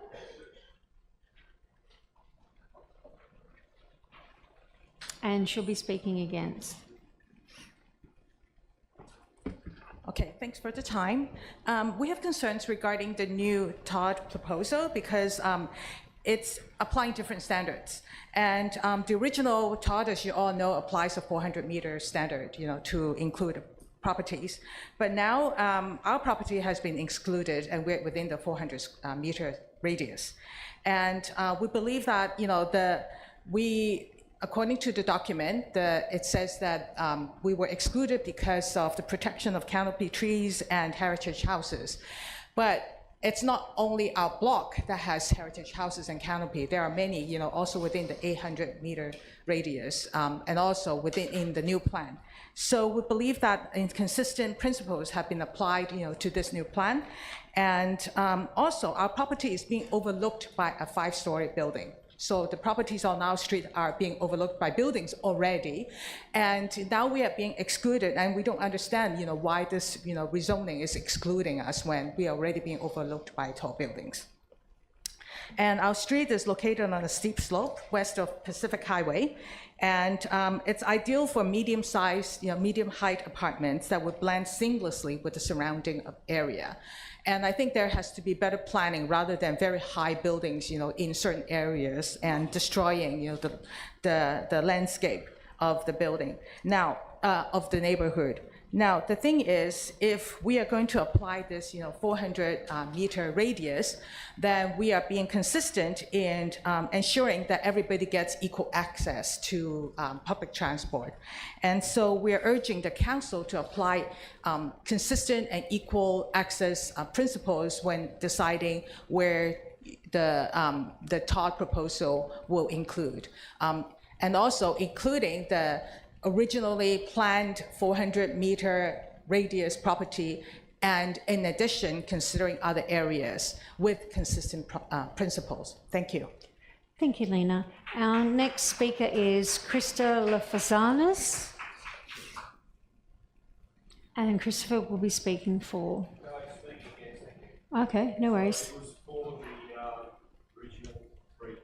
Okay, not a problem. We'll change it on the screen for you. Thank you. Hi everyone. Whenever you're ready. Hi. I've lived in the area since I was born, so over 50 years now. I remember when Gordon Centre was farmers. I remember when there was no Chatswood Chase, there was no Westfields, there was no Macquarie Centre. I come from a point of view of residential, and we also have commercial property. I'm very pro boosting the commercial zones. So reinvigorating, like what's happened at Linfield, to happen at Roseville and to happen at Linfield, where we can grow and develop those commercial areas, put those in a high rise, and the original plan, which was a 3B, which is what we voted for. Enough of the ad lib stuff. I'll go on to the stuff that my lovely wife wrote.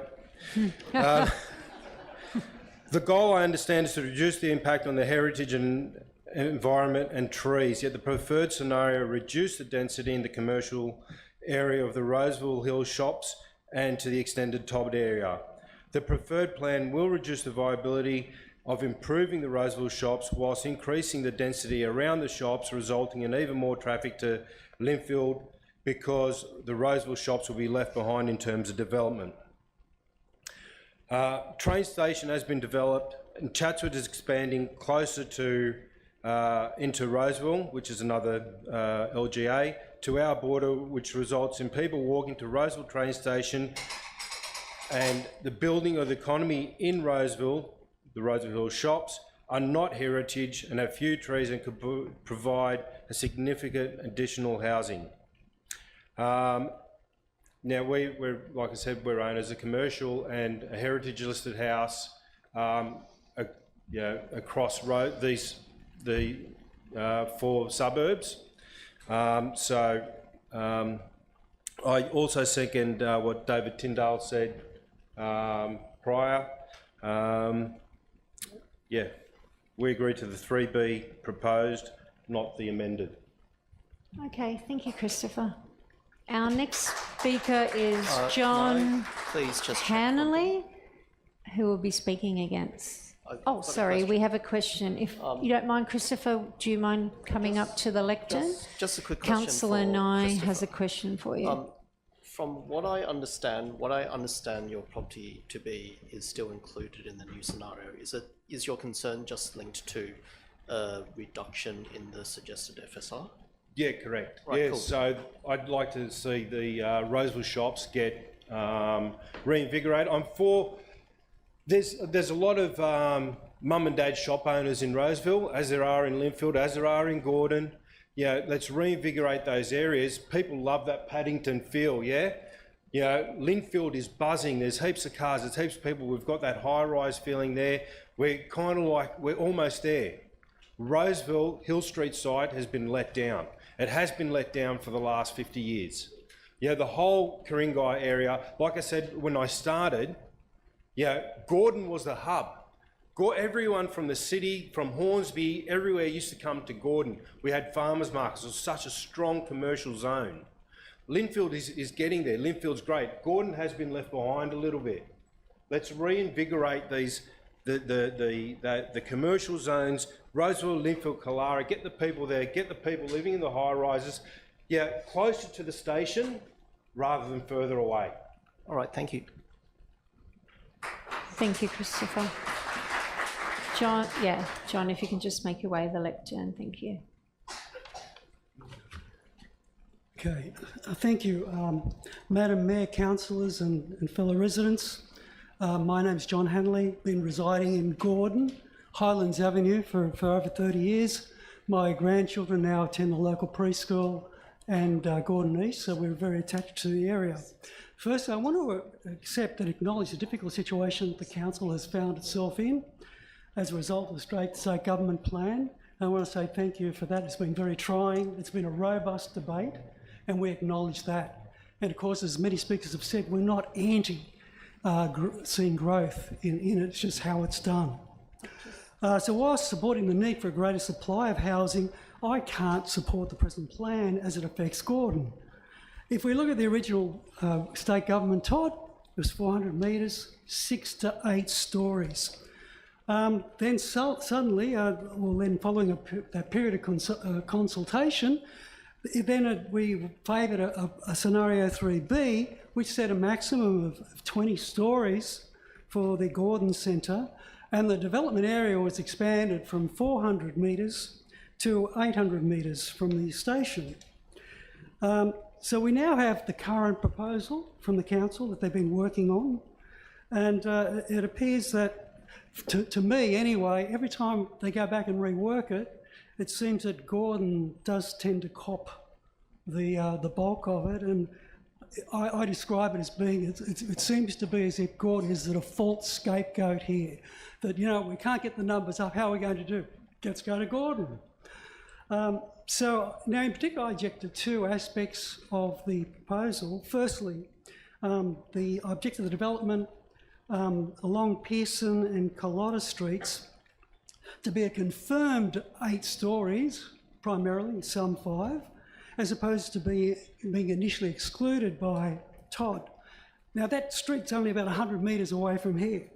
The traffic along Pearson, Carlotta is already chaotic, especially during the peak period. And the intersection with Park, with those 3 pedestrian, it's just a disaster waiting to happen. And you're going to go 8 stories all the way down Pearson and Carlotta. It just doesn't stand the strain. I mean, it's already irresponsible. And so I would suggest that rather than going 8 stories at 3 to 5 stories, meet the commitments, go with the numbers, assist in the proposal, would be much more a safe and responsible approach to take. Secondly, in terms of the proposal for the area around the Gordon Centre, going from 20 to 28, well, look, most people enjoy Gordon and Ku-ring-gai for its unique characteristics of trees, nature, heritage values, and simply a quiet place in which to raise a family. Where other councils might like to showcase, chest pump, people here in this community that I've got to know, they tend to be more quiet, friendly, indeed, could I say it, understated. So I respectfully ask all councils now, how would the construction of a 28-storey tower vanity project reflect the characteristics? Thank you, John. Your time has expired. Oh, okay, thank you. Thank you. Thank you.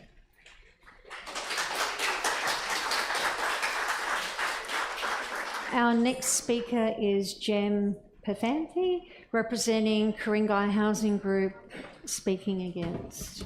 Thank you, Mayor and Councillors. My name is Jem Perfanthi. I'm a representative of the Ku-ring-gai Housing Group and Better Renting. I'm speaking in relation to minimum affordable housing requirements in these Todd developments. Just a bit about the Ku-ring-gai Housing Group. We are not going anywhere. We are not here fighting for our own financial benefit, nor to keep our particular part of Ku-ring-gai frozen in time. We are fighting for a vision of Ku-ring-gai as a place where essential workers are welcome and able to live, where generations of families can stay together to help each other through child rearing and old age. We are fighting to stop Ku-ring-gai becoming an elite gated community of the old and wealthy, waited upon by a servant class of essential workers that have no choice but to commute hours each way and each day from suburbs far away. And we want to work with all who have Ku-ring-gai's best interests at heart. Affordable housing refers to a defined legislative scheme which provides for rental housing managed by a community housing provider, like St Vincent de Paul, for those on low or moderate incomes, in which rents are capped at 30% of a household's gross income. Affordable housing provides affordable rental options for essential workers, our youth, single parents and pensioners, allowing them to stay in close proximity to the area they work and their family. So who are Ku-ring-gai's essential workers? They are teachers in our local schools, the police that keep our homes and streets safe, the nurses that care for the sick, aged care workers, disability support workers, grocers, posties, plumbers and electricians. Ku-ring-gai also has an extraordinarily low proportion of affordable housing available, which means that women experiencing domestic and family violence have to move to other areas, totally disrupting their support and community networks. The State Environmental Plan requires a minimum of 2% affordable housing for developments with more than 2,000 square metres gross floor area. Not all developments under TOD will be greater than that threshold, so a 2% contribution to affordable housing is more likely to be 1.5% overall. 1.5% is not a contribution. It's a credit card surcharge. It's a transaction cost. The 2% affordable housing is in addition to any other environmental planning instrument, and Ku-ring-gai's draft affordable housing plan proposes 10% except for the TOD precincts. This cannot be right. One of the grounds of Ku-ring-gai Council's opposition to TOD was the woefully inadequate 2% affordable housing minimum. We need 10 to 15% affordable housing contributions in perpetuity for the life of the development to sustain our diverse community.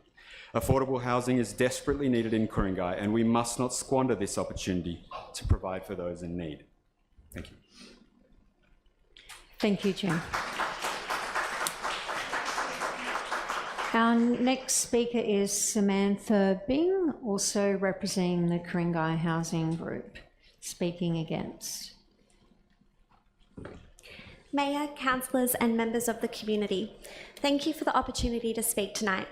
I'm here to express my opposition to the refined 3B option for the TOD development, and specifically to highlight the inadequacy of proposed affordable housing contribution rate of just 2%. This council is on the brink of massive development plan that will reshape our community for generations. You propose a wonderful future with a significant density increase because of the pressure applied by the state government. With building heights of up to 28 stories, adding over 24,500 dwellings across our suburbs. Yet in this vision, only 2% of new housing is designated as affordable. 2%. Is this the best that we can do for our essential workers who hold this community together? For our nurses, teachers, childcare workers and emergency responders? These are the people who care for our children, protect our safety and support our most vulnerable. And yet under this plan, many of them would still be priced out by the very communities that they serve. I understand that feasibility and costs are concerns, but this is false economy. By aiming so low, we are not just shortchanging future residents, we are undermining the long-term sustainability and diversity of Ku-ring-gai. A vibrant community depends on a mix of income levels and accessible housing for everyone, not just the wealthy. Other councils in Sydney have adopted far more ambitious affordable housing targets, some reaching 10% or higher. Why is Ku-ring-gai settling for less? If the current feasibility studies do not support higher rates, I urge this council to revisit the studies, challenge developers to contribute more, and explore innovative solutions such as inclusionary zoning, land trusts, or stronger development initiatives. The development this council approves will define Ku-ring-gai for decades. We have an opportunity, and I would argue, a responsibility to set a higher standard. Let's aim for a legacy that ensures affordable housing and our essential workers and builds a community where everyone has a safe place, regardless of their income. And I also want to add that a lot of people have spoken to environmental concerns tonight around housing. Housing and environmental concerns don't have to be at odds. Smart urban planning can reduce environmental impact while ensuring people have access to live. Safe, sustainable, stable housing is a fundamental to human dignity, health, and sustainable economy. Without adequate housing, people suffer from homelessness, overcrowding, and poor living conditions, which directly impact their well-being. Thank you. Thank you, Samantha. Now, as we still have a number of speakers that have not had an opportunity to speak, we will be adjourning this public forum at 6:45 and return at 7:15 to listen to the final speakers that have registered. So this means that the extraordinary council meeting will open at 7 p.m, where I will advise that it will be adjourned till 8:30 p.m. tonight. Thank you. Okay, I declare this meeting open at 7 p.m. This is the ordinary council meeting, and welcome everyone to this evening's meeting at Ku-ring-gai Council. Now, as we are yet to hear from some of our speakers who have registered to speak, I'd like to move a motion to adjourn the start of the meeting to 8:30 p.m, and we will go back into the public forum at 7:15 to hear from the rest of those speakers. So if I could get a mover from the floor, I have Councillor Martin Smith moving and a seconder, Councillor Kim Wheatley. All those in favour? That is unanimous. Okay, we will see you all back at 8:30 for the council meeting, and the public forum is 7:15. Thank you.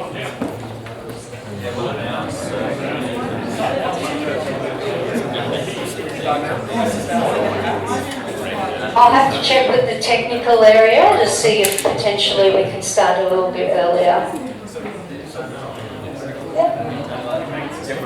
All right, no worries. All right, so if everyone should just be seated, and hopefully everybody's still here, and if I do see some stragglers, come back at 7:15.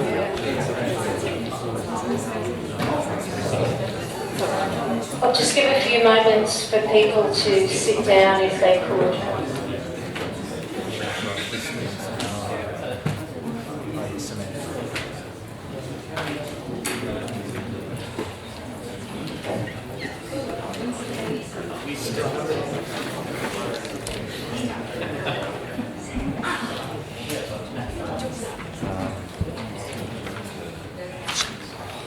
Okay, thank you. So we'll just get back to the public forum. I'd like to thank everybody for their patience this evening, and you've all been very well behaved and listening to the speakers. I really appreciate that. That's been fantastic. There's a bit of a juggling around. I think I missed a speaker earlier, which is Jerzy Miajak, which will be speaking for. So if I could get him to come to the lectern first. Thank you, Jerzy.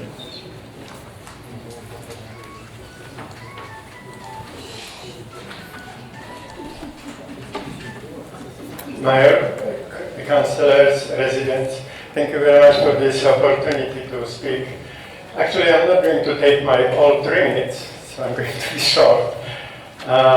Remember, you councillors, you have our future in your hands, and you have to think like people 100 years ago when they built Sydney Harbour, where it was 400 cars registered in Sydney, and they built 10 lines on each way. What we have to do, you don't want to go through this again next 10 or 15 years. So in my opinion, when I heard these beautiful people talking about the beautiful houses which they spent millions of dollars, I think it's a good idea to concentrate more on commercial places. Like we have a commercial place in Hill Street, which is like about all owners that agree to go with development. So, it's about 6,000 square meters. So instead of building like a 7, 8, 10 floors, build 25 floors. And leave these people who have houses like 400 or 500 square meters, 400 or 500 meters from a station, with these beautiful heritage places, leave them alone. Thank you very much. Thank you. Our next speaker is Peter Downey, who will be speaking against.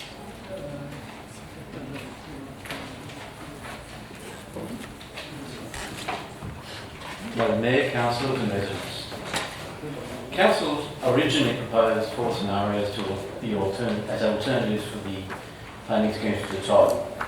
Scenario 3B, which I supported and provided for 100% heritage conservation area protection, was a community's preferred option. Council's preferred alternative, presented on 25 March 2025, was based on scenario 3B, but was not scenario 3B that was put to the community to vote on. An important difference being that 20% of the heritage conservation areas in the Todd precinct were not to be protected and were to be upzoned to provide greater housing density.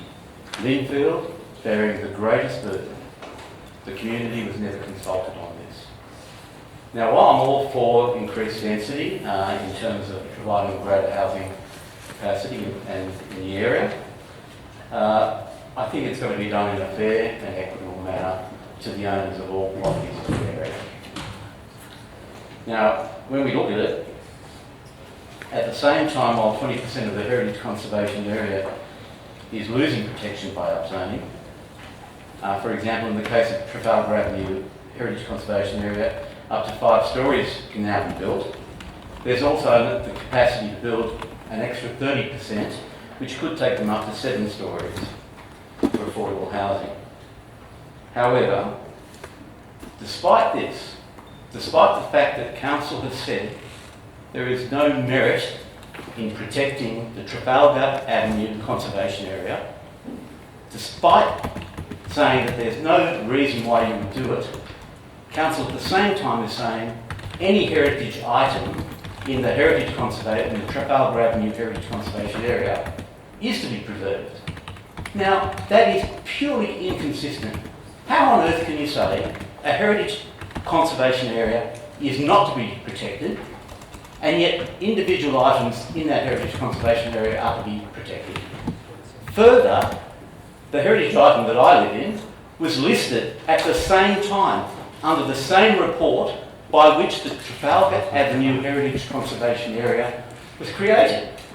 The very instrument by which my property was created as a heritage item relied on the heritage conservation area to be created. Council suggesting that transferable floor space being provided for heritage items and minimum lot sizes means nothing. If you're a developer, I'm a solicitor who's celebrating 40 years of practice in about 5 months' time. I've worked for plenty of developers. They're not interested in anything other than one thing, and that's profit motive. And a heritage item will never be included in part of a development if they can possibly avoid it, because the cost and the possibility of resale is almost impossible. So I think we've got to be realistic about this. Councillors, be fair, equitable, reasonable in your approach to things, and recognise that if you don't think that the Trafalgar Avenue Conservation Area is worthy of protection, then so are the heritage items within it. They're not worthy of protection either. Thank you. Thank you. Our next speaker is Carrie-Ann Ransby, who will be speaking against.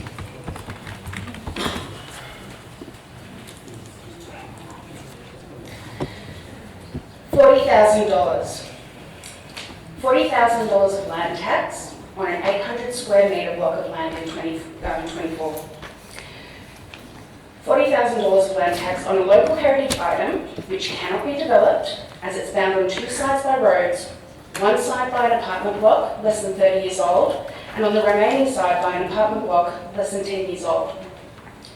This is a predicament my stepfather, John Ramsey, has found himself in. You'll recognise him walking around the streets of Gordon in red and green socks. He's not a Rabbitohs supporter. Gordon started. Why is he paying $40,000 in land tax this year?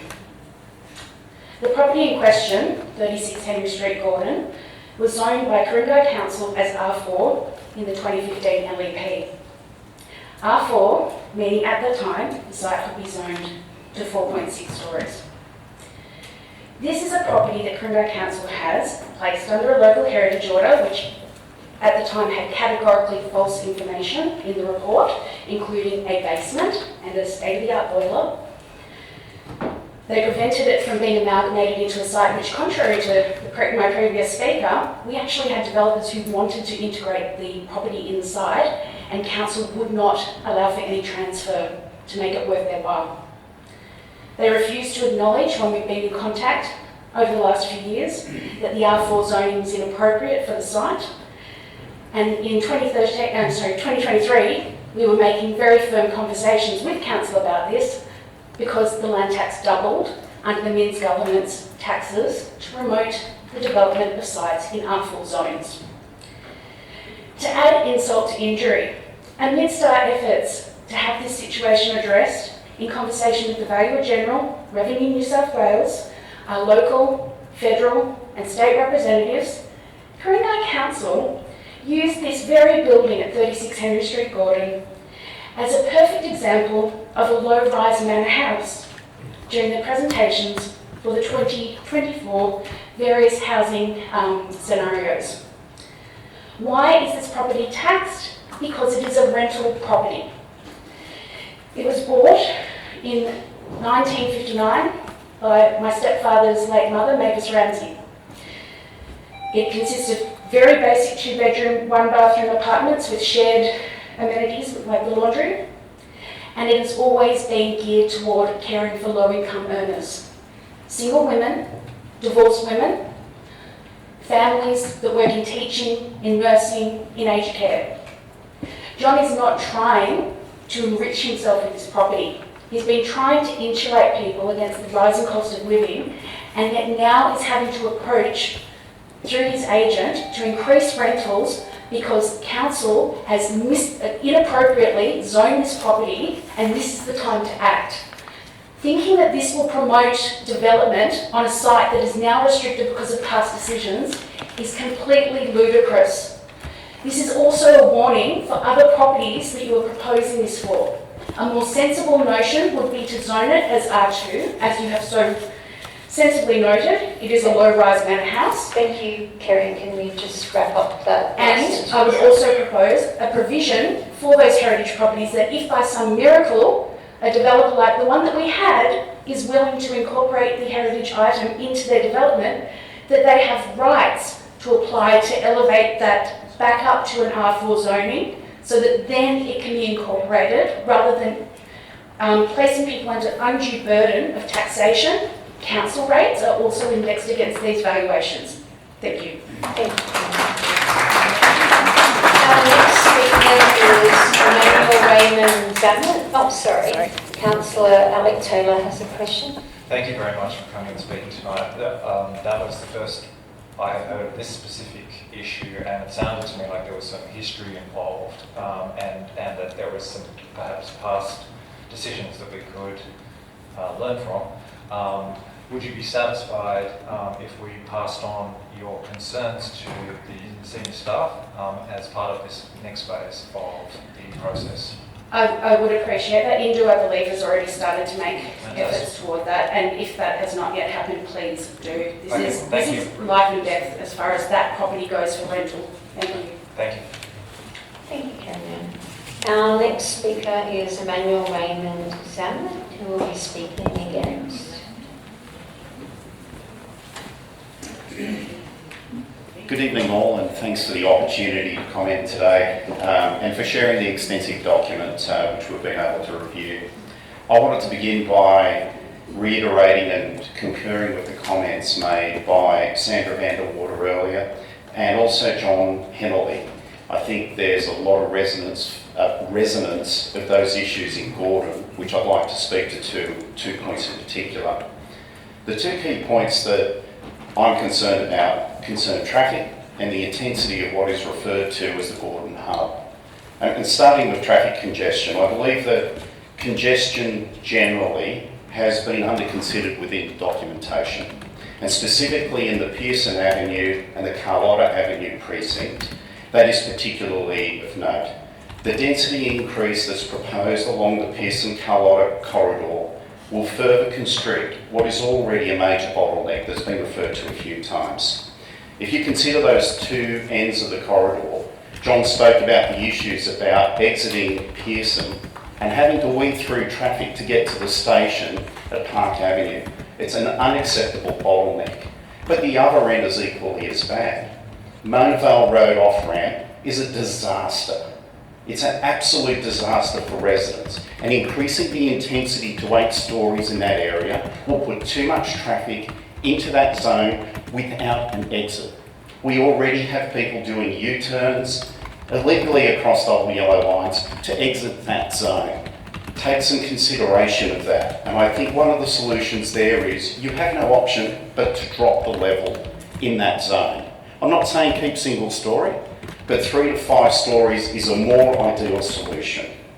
The other thing that the state government should be pressured to do is to improve the number of exits onto Manavale Road there, because ultimately you're under pressure to come up with a response. They should be under pressure to provide better road access that allows exiting that zone. It is a bottleneck. My second point concerns the Gordon Hub and the 28-storey proposed height limit. Outside of traffic congestion, the view that 28 stories can be accommodated seems to ignore what living in Ku-ring-gai is about. I've been here 15 years. I moved here from the west. I love the area.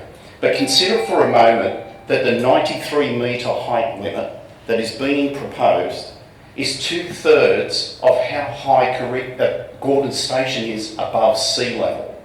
I guess at least we'll all be safe from rising sea levels, but that's a ridiculous edifice. I'm very surprised that Linfield and Gordon do not have the same limits applied.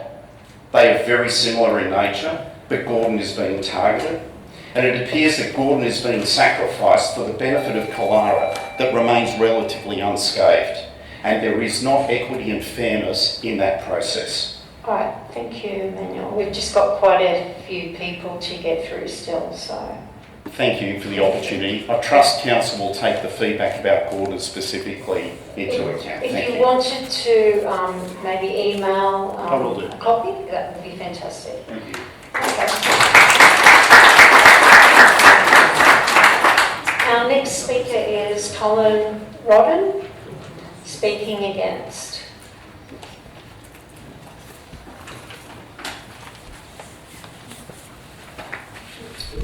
Lady Mayor, councillors, community. My name's Colin Rodden. My wife and I have lived in this LGA for 42 years and Gordon for 32 years.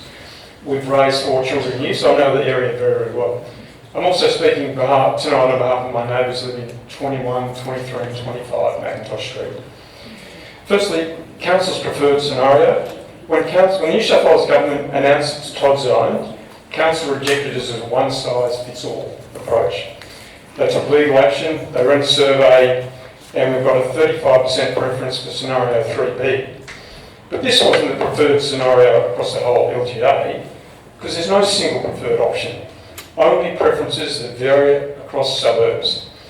Note that options 1 and 2B, which are virtually identical, in fact, the council's own documents describe 2B as a minor variation to option 1, also got 35% approval. Written submissions also favour this option, but we're not going with those. So in effect, council now appears to be replicating the same one-size-fits-all approach that it criticised the state government for. And in choosing 3B, it's ignoring the 2 suburbs that probably didn't support it. I propose that council support a modified version. If Killara and Roseville have option 3B, that's fine. Let Gordon and Linfield go for option 1, but let's deal with the heritage issue of heritage listed houses and remove them. Because the current option disenfranchises residents of Gordon and Linfield who supported options 1 and 2B. It's also a sensible compromise with the New South Wales Government. In regards to heritage conservation zones, and it's a big issue, many HCAs are valid, but maybe not all. Residents have raised continual concerns about them being used to block development, not to preserve heritage.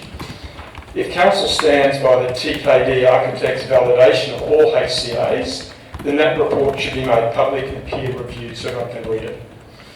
Finally, and this is a bit micro, but it's specific property issues with our own area. We're not in a HCA, but we were within the TOD, within 400 square metres, and we've got an 8,000 square metre site.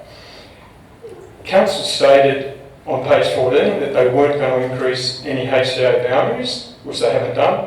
What they did in our case is, because we're not in HCA, they just changed the boundary and cut us out. They also claim that over 30% canopy cover on our property. That's incorrect. We've told council that it's incorrect, but it still gets mapped that way and it's still being used to justify our exclusion from the title. Finally, it's our proximity to the heritage listed Erraldine. Council has zoned all properties directly opposite Erraldine, only 25 metres away, and both east and west on Macintosh Street as five-storey developments. West from Erraldine, 60 metres away, is a commuter car park that will likely become a multi-storey car park at some point. And then just next to that, we've got the magnificent architectural piece of the Gordon Railway Electrical Substation. On the eastern side of Erraldine, the property itself, there are a number of 25-metre high grey iron barks. Yet further down the eastern side of Macintosh Street... Thank you, Colin. If you could just wrap that up, okay. if you don't mind. Could I say one very final thing? Only if you're very, very quick. Okay. Finally, council hasn't liaised with us. We've made an offer to Erraldine, which they are considering in a positive manner, to give them up to 500 square metres of land, which will give them rear vehicle access, it will give them security, and will protect them from west and southern development in perpetuity. And council should consider that matter. Thank you very much. Our next speaker is Michael Clayton, who will be speaking for representing Sydney Yimby.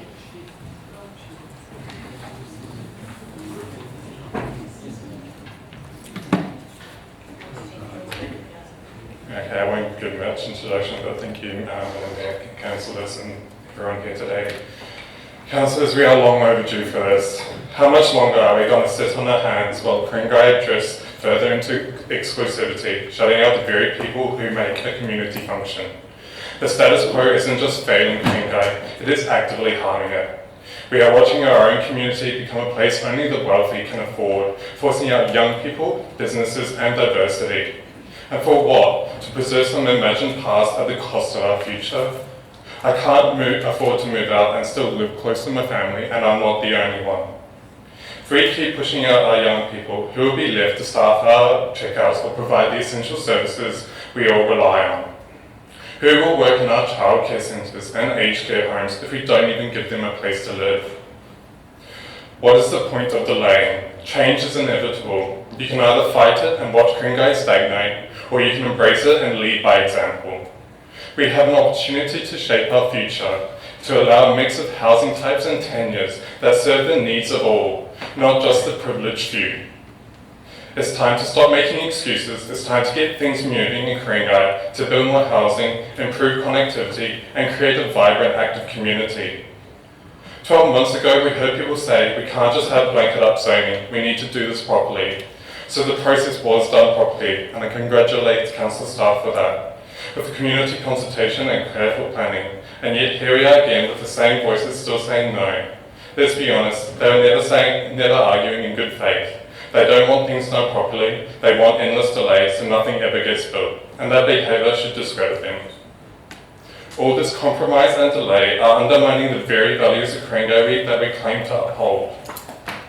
Compromise only works when there is give and take, but for those who continue to say no, are unwilling to give up anything up for the greater good. This certainly won't be the end, but it is a start for positive change in Ku-ring-gai. Thank you. That's it. Thank you. Our next speaker is Matthew Hayes, who will be speaking for.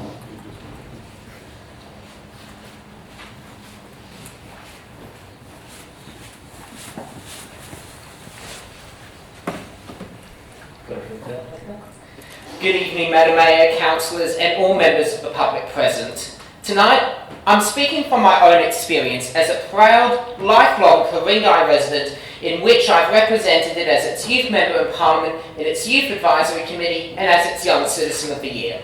I've just turned 18 and as anyone who's turned 18 would know, your mind starts to focus on what's next in this new adulthood. Moving out of the family nest and starting a little nest of your own. Because of my disability, that nest will have to be here in Ku-ring-gai so that I can continue to access my existing medical services. But for many people in Ku-ring-gai, including me, this is just simply impossible. With the average house costing $3 million and an apartment costing $1 million, it's impossible for young people to live here and essential workers who keep our community running.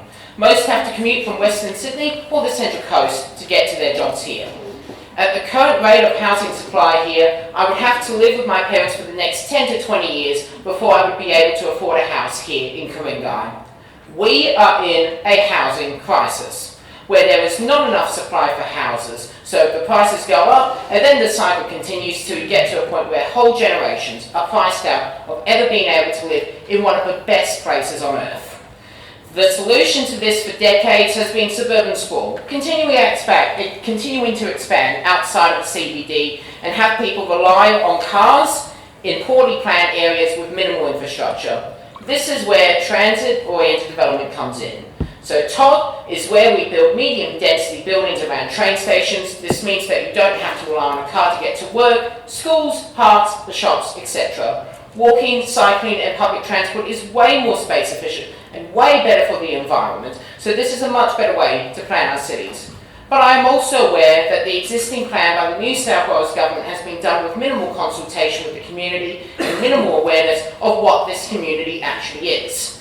This means stuff that the community wanted, like more affordable housing, and housing that was conscious to the existing community was not included in the original TOD proposal. And this has upset a lot of people in Ku-ring-gai, and I can understand why people would be scared of this change. It's a big change for our community, a once-in-a-lifetime change. But it's a change that has to be made in a housing crisis. We need to upzone, we need to get more affordable housing, we have to do it for the benefit of not just the people of Ku-ring-gai, but for all of New South Wales. I believe that the job for all of us in this room should be in this situation not to resist, but to work cooperatively with the New South Wales Government and residents to create the best possible outcome for all of us, the people of Ku-ring-gai. Thank you for your time.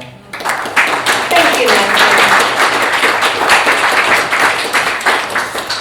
Our next speaker is Todd Seafay, who will be speaking for. Oh, sorry, Councillor. Is that a... For? Oh, it's not for? Oh. Yes. No, I'm sorry, not you, the one before. Matthew? Yeah. He was speaking for. Yeah. May I just clarify, Matthew actually asked if you could change to not specify. Oh, okay. Sorry about that. Just whenever you're ready, Todd. My name is Todd Seafay. I'm a member of Sydney Imby and a resident of Warrawee. Me and my partner moved here because we fell in love with the tree coverage, bush turkeys, national park proximity, and the ability to have a reasonable commute into the city while experiencing those things. The expert consensus is that more dense market rate housing improves affordability. This consensus is on par with the expert consensus that vaccines save lives. More apartments means less families sleeping in cars, less kids growing up couch surfing. If you think Ku-ring-gai is great like I do, you should want more people to enjoy it. At our apartment building, we see parents that are able to get home from work while the sun is still up. The property is filled with trees, many more trees than many freestanding homes nearby have. And every apartment building we have means more of Australia can stay green and not become the terrifying heat island sprawl we see at the extreme edges of Sydney, which is the counterfactual to building up. Apartments in Ku-ring-gai don't just house humans, but preserve homes for wildlife. Build up, not out, that makes more space for green. Similarly, claims of too much traffic are misplaced. People who live in transit-oriented development apartments use public transport. That's why we live there. We don't want to have to sit in traffic all day. We like to walk to the station, get on there, get into the city, and live that sort of lifestyle. It's in the name, transit. Worth noting that the station parking for the new North West Metro, which has been quoted, is often full by 7 a.m. Right? So station parking just takes up too much space to scale as a real solution. 100 parking spots is roughly 1/8 of a single train service. It's far better to let people live within walking distance using extremely expensive infrastructure called a footpath. New South Wales is tired of councils, including Ku-ring-gai, failing to deliver on uplifting housing supply. New South Wales voters are sympathetic to heritage and other concerns raised here, but not at the cost of failing to fix the housing crisis. If, as some people claim, more housing supply cannot be delivered without negatively impacting heritage, then it would be inhumane to choose heritage over housing humans. If voters and councillors here want to continue to have locally devolved powers to shape the future of the Ku-ring-gai area, then we need to actually deliver housing. New South Wales voters are not going to have sympathy for local views when that trust is betrayed and we don't get the housing that we actually need there. Lastly, seeing a tall building is not a harm on par with a single mum skipping meals because rent is expensive. We're in a housing crisis, and frankly I think it's absurd the extent to which we are prioritising old buildings that some people think look nice over housing humans. Thank you.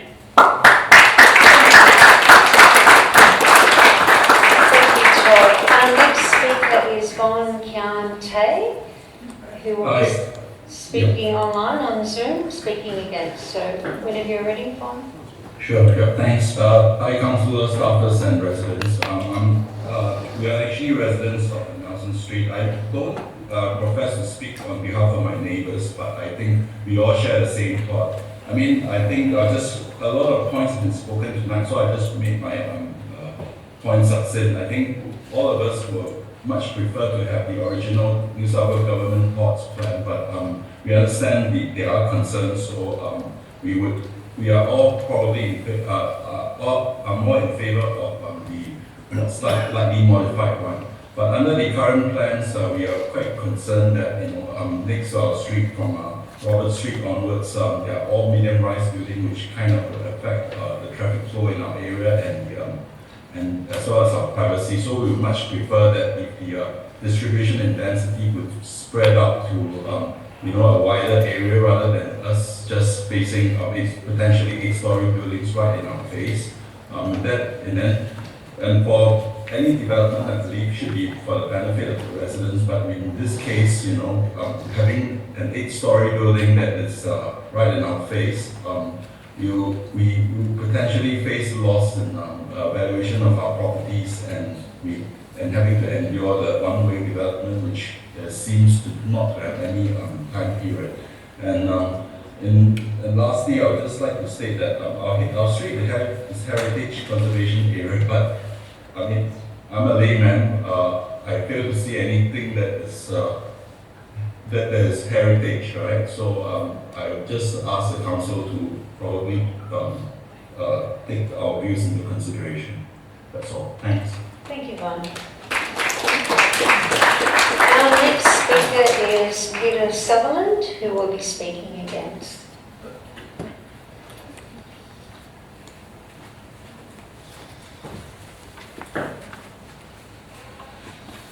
Good evening. I'm speaking as a resident of Gordon. I wish to strongly oppose the imposition of TOD on Ku-ring-gai and on councils like this one here. Whilst I support the principles underpinning Council's preferred option 3B, I do not support the arbitrary targets for additional housing density, as they will aggravate traffic and parking congestion and overload other infrastructure and community services. In addition, the character and amenity of the area will be irreversibly damaged.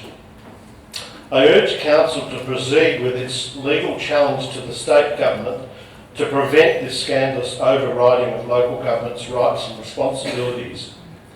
I support Council's call for state government to halt any further consideration of processing of existing applications for SSDs and to dismiss any SSDs that have been saved. I draw your attention to the fallacy of the TOD housing targets. The reason behind the excessive TOD targets is the unsustainable levels of immigration approved by the federal Labor government. As a result, the state Labor governments have conspired to impose draconian housing targets on local communities. They've sought to do this on the cheap by forcing the development to occur in the vicinity of railway stations to avoid the cost of providing new infrastructure for greenfields development. They have left local government to carry the burden, providing zero funds for infrastructure upgrades in the TOD areas. This all sounds very political, I hear you say, and that's because it is. because, put simply, there is a housing crisis caused by large part by excessive immigration and local communities are paying the price.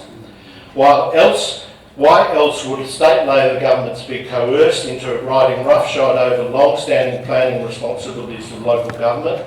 And why else would state government be targeting coalition-held seats for this development? If this overreach is allowed to occur, it is the beginning of the end of local communities determining how their local areas are developed and protected through their local councils. Council should not be afraid to put forward a variation of scenario 3B, which does not compromise areas beyond the Todd boundary and which remains honest to its planning principles, notwithstanding it does not meet the full extent of the arbitrary state government targets. Thank you. Thank you, Stephen. Our next speaker is John Franklin Ramsey, speaking against. Is it an apology? Okay, no worries, thank you. The next speaker is Joseph Wijaja, and I do apologise if I have said that incorrectly, and will be speaking against. Good evening, Madam Mayor, councillors and fellow residents. Now, let me start by saying that I support the densification objectives of scenario 3B. I actually voted for 3B. What I object to is the way the floor space ratio has been allocated in the meeting agenda. So, because Council's own feasibility analysis in 2020 concluded that my neighbours and I could potentially be worse off, according to the attachment 10. Now, I'll explain why. So, my side of the Pearson Avenue has been designated as a floor space ratio of 1.3. To our backyards, the properties to our backyard, basically they have a higher density at 1.8. So what this potentially means is, depending on the market conditions, right, the properties to our backyard could potentially be financially viable to be developed, to be turned into an 8-story apartment blocks.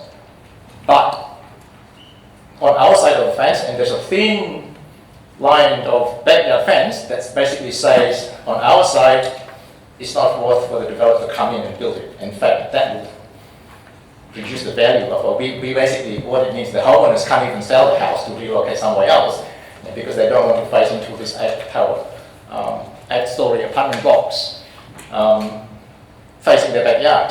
So I'm not making this up because this scenario was actually the outcome of a technical feasibility study commissioned by Ku-ring-gai Council in January 2020. So that study was conducted by a consultant called AC Group. Subsequently selected 3 properties, my house included, number 10, number 12, number 14, and the conclusion is it is not viable to redevelop Pearson Avenue unless the floor space ratio was 2.3 in 2019. That was the conclusion, and this was the report that was out there published in council. And I had interest at the I kept the report, but I couldn't find it on the website anymore. So basically, it means that it's nice to hear other speakers saying, please keep that Pearson Avenue to 3 to 5 stories. What it means is my neighbours and I will have to sell at financial loss. Basically, that's basically what it means. The only way that could be developed in 2019 if it goes 8 stories or higher. And then the report, this, you're welcome to locate the report, further concluded to say the best case scenario, if the market conditions for the apartment sales is the most favorable, is the lowest floor space ratio to growth is 1.3, and that was in 2015 to 2017 when basically the apartment prices were basically getting ridiculously high. So if you rezone our block to 1.3, potentially that means we are unable to even relocate to a similar area somewhere else, basically. So my request to council is to increase the density if you are going ahead with scenario 3B to match the properties to our backyard. Okay, thank you, Joseph. Thank you. Our next speaker is Savine McGarity, who will be speaking online via Zoom.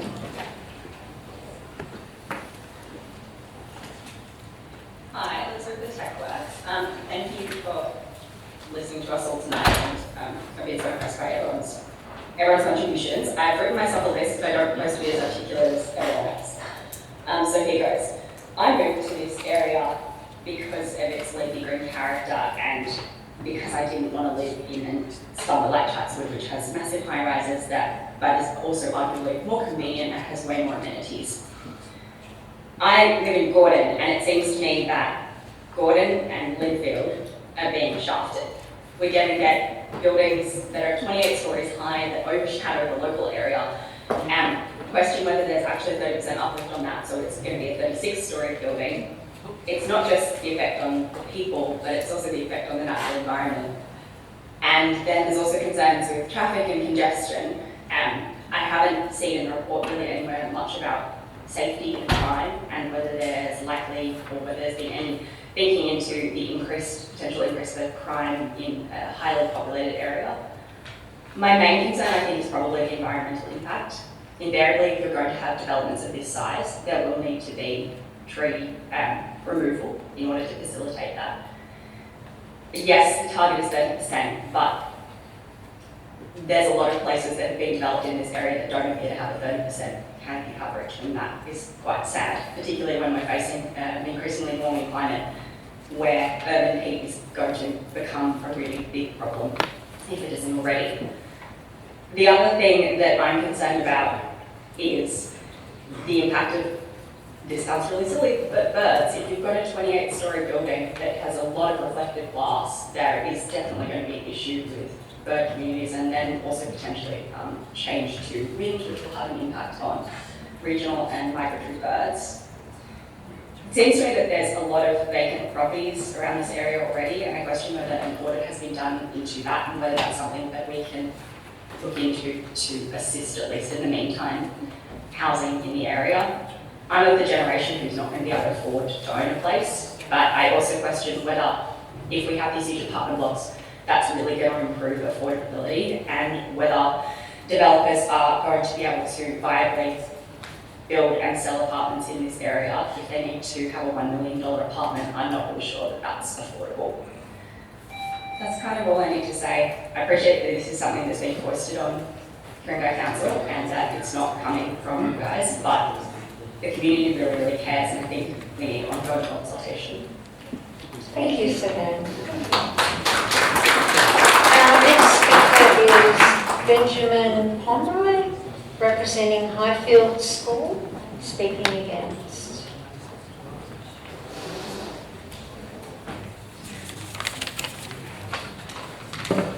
Thank you to the Mayor, the councillors and council staff. I'll keep my speech very short. I'm here representing Highfield School. The Highfield School is located in Linfield, on the corner of Wallace Parade and Highfields Road. This year marks the 80th anniversary of the operation of the school in Linfield. Highfields provides a unique and local schooling experience for children from preschool to year 2. So it's 5 years of the early school and early childhood.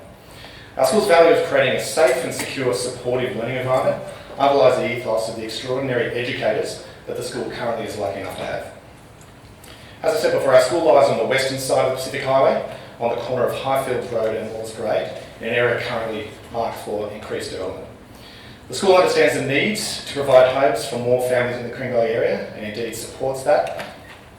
We also understand it's just as important to make provision for quality education for the increase in residents that the Ku-ring-gai and indeed the Linfield area will be required. This only underlies the importance that specialist schools such as Highfields will only grow in importance as that increased density is provided for. The site's existing open space and gardens create a unique backdrop for learning. Indeed, the tree canopy is one of the reasons why I send all 3 of my children to that school.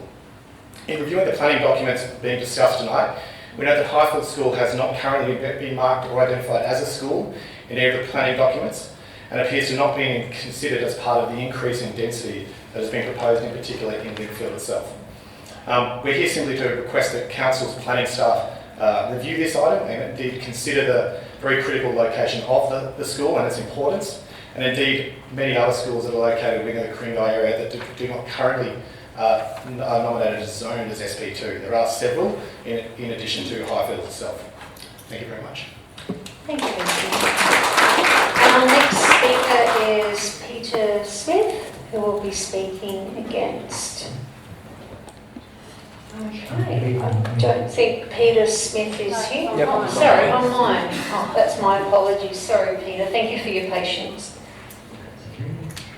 Good evening and thank you for the opportunity to address the Council. Peter Smith and this submission is on behalf of Developer Corp, who are the owner and developer of property on Roseville Avenue in Roseville. They're preparing a development application to be submitted to Council in the next few weeks. We generally support the strategy to redistribute housing supply around Roseville, Linfield, Clara and Gordon to preserve key heritage conservation areas for valuable and also land with the high environmental values. The strategy allows for greater density where development can be better accommodated according to Council's values and principles.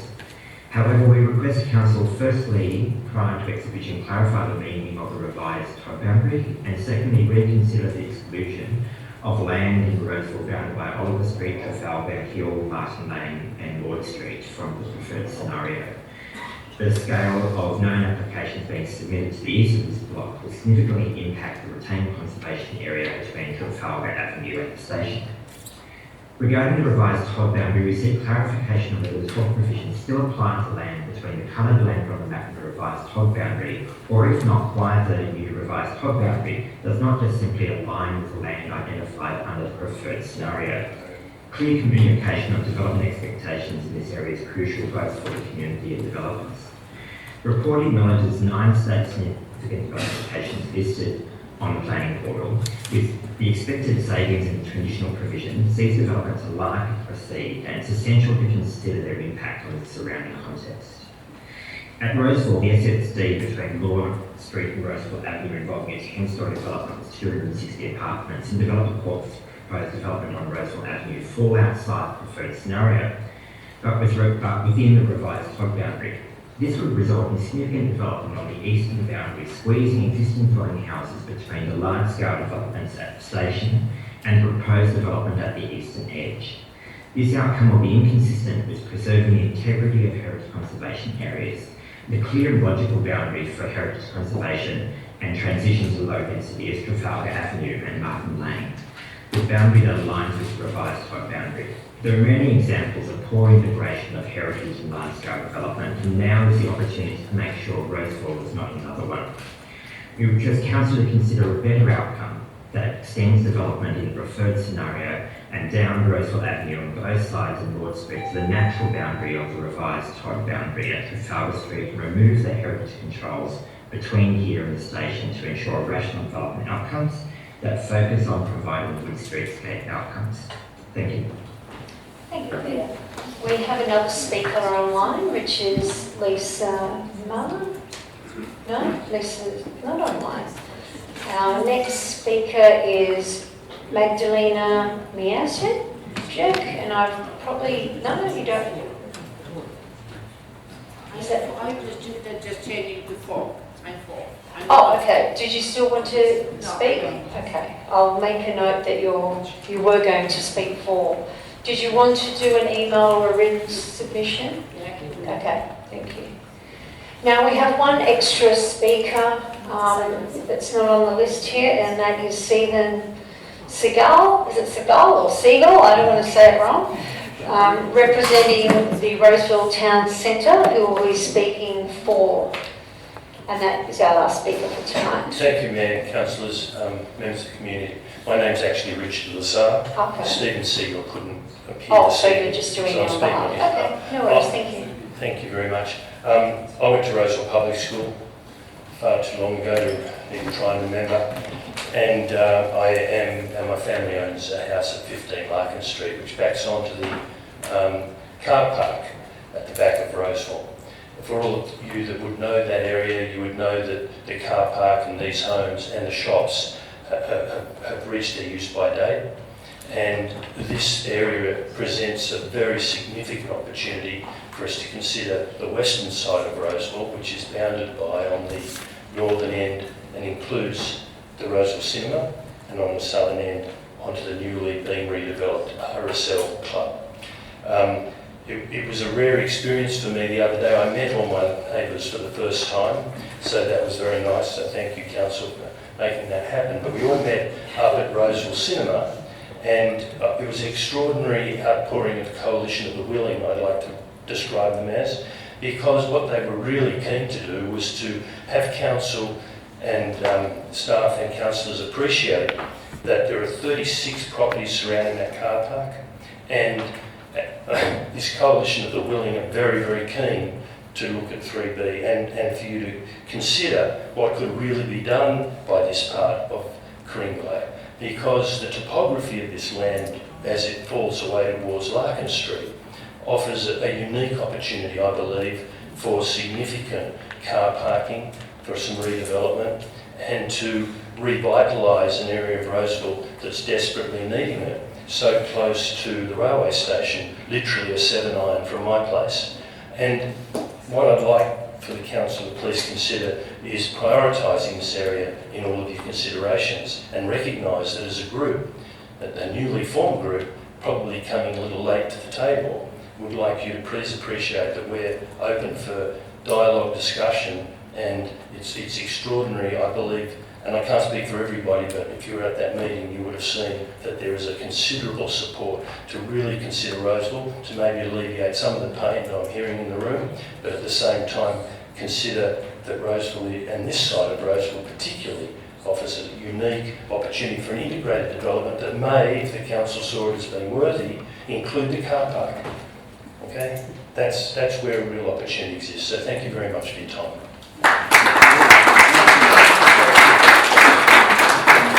Now, thank you everyone for participating in tonight's public forum. You've all been very patient, and I thank you so much for listening respectfully to every speaker.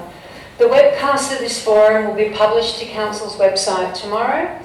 The Council meeting will be held tonight at 8:30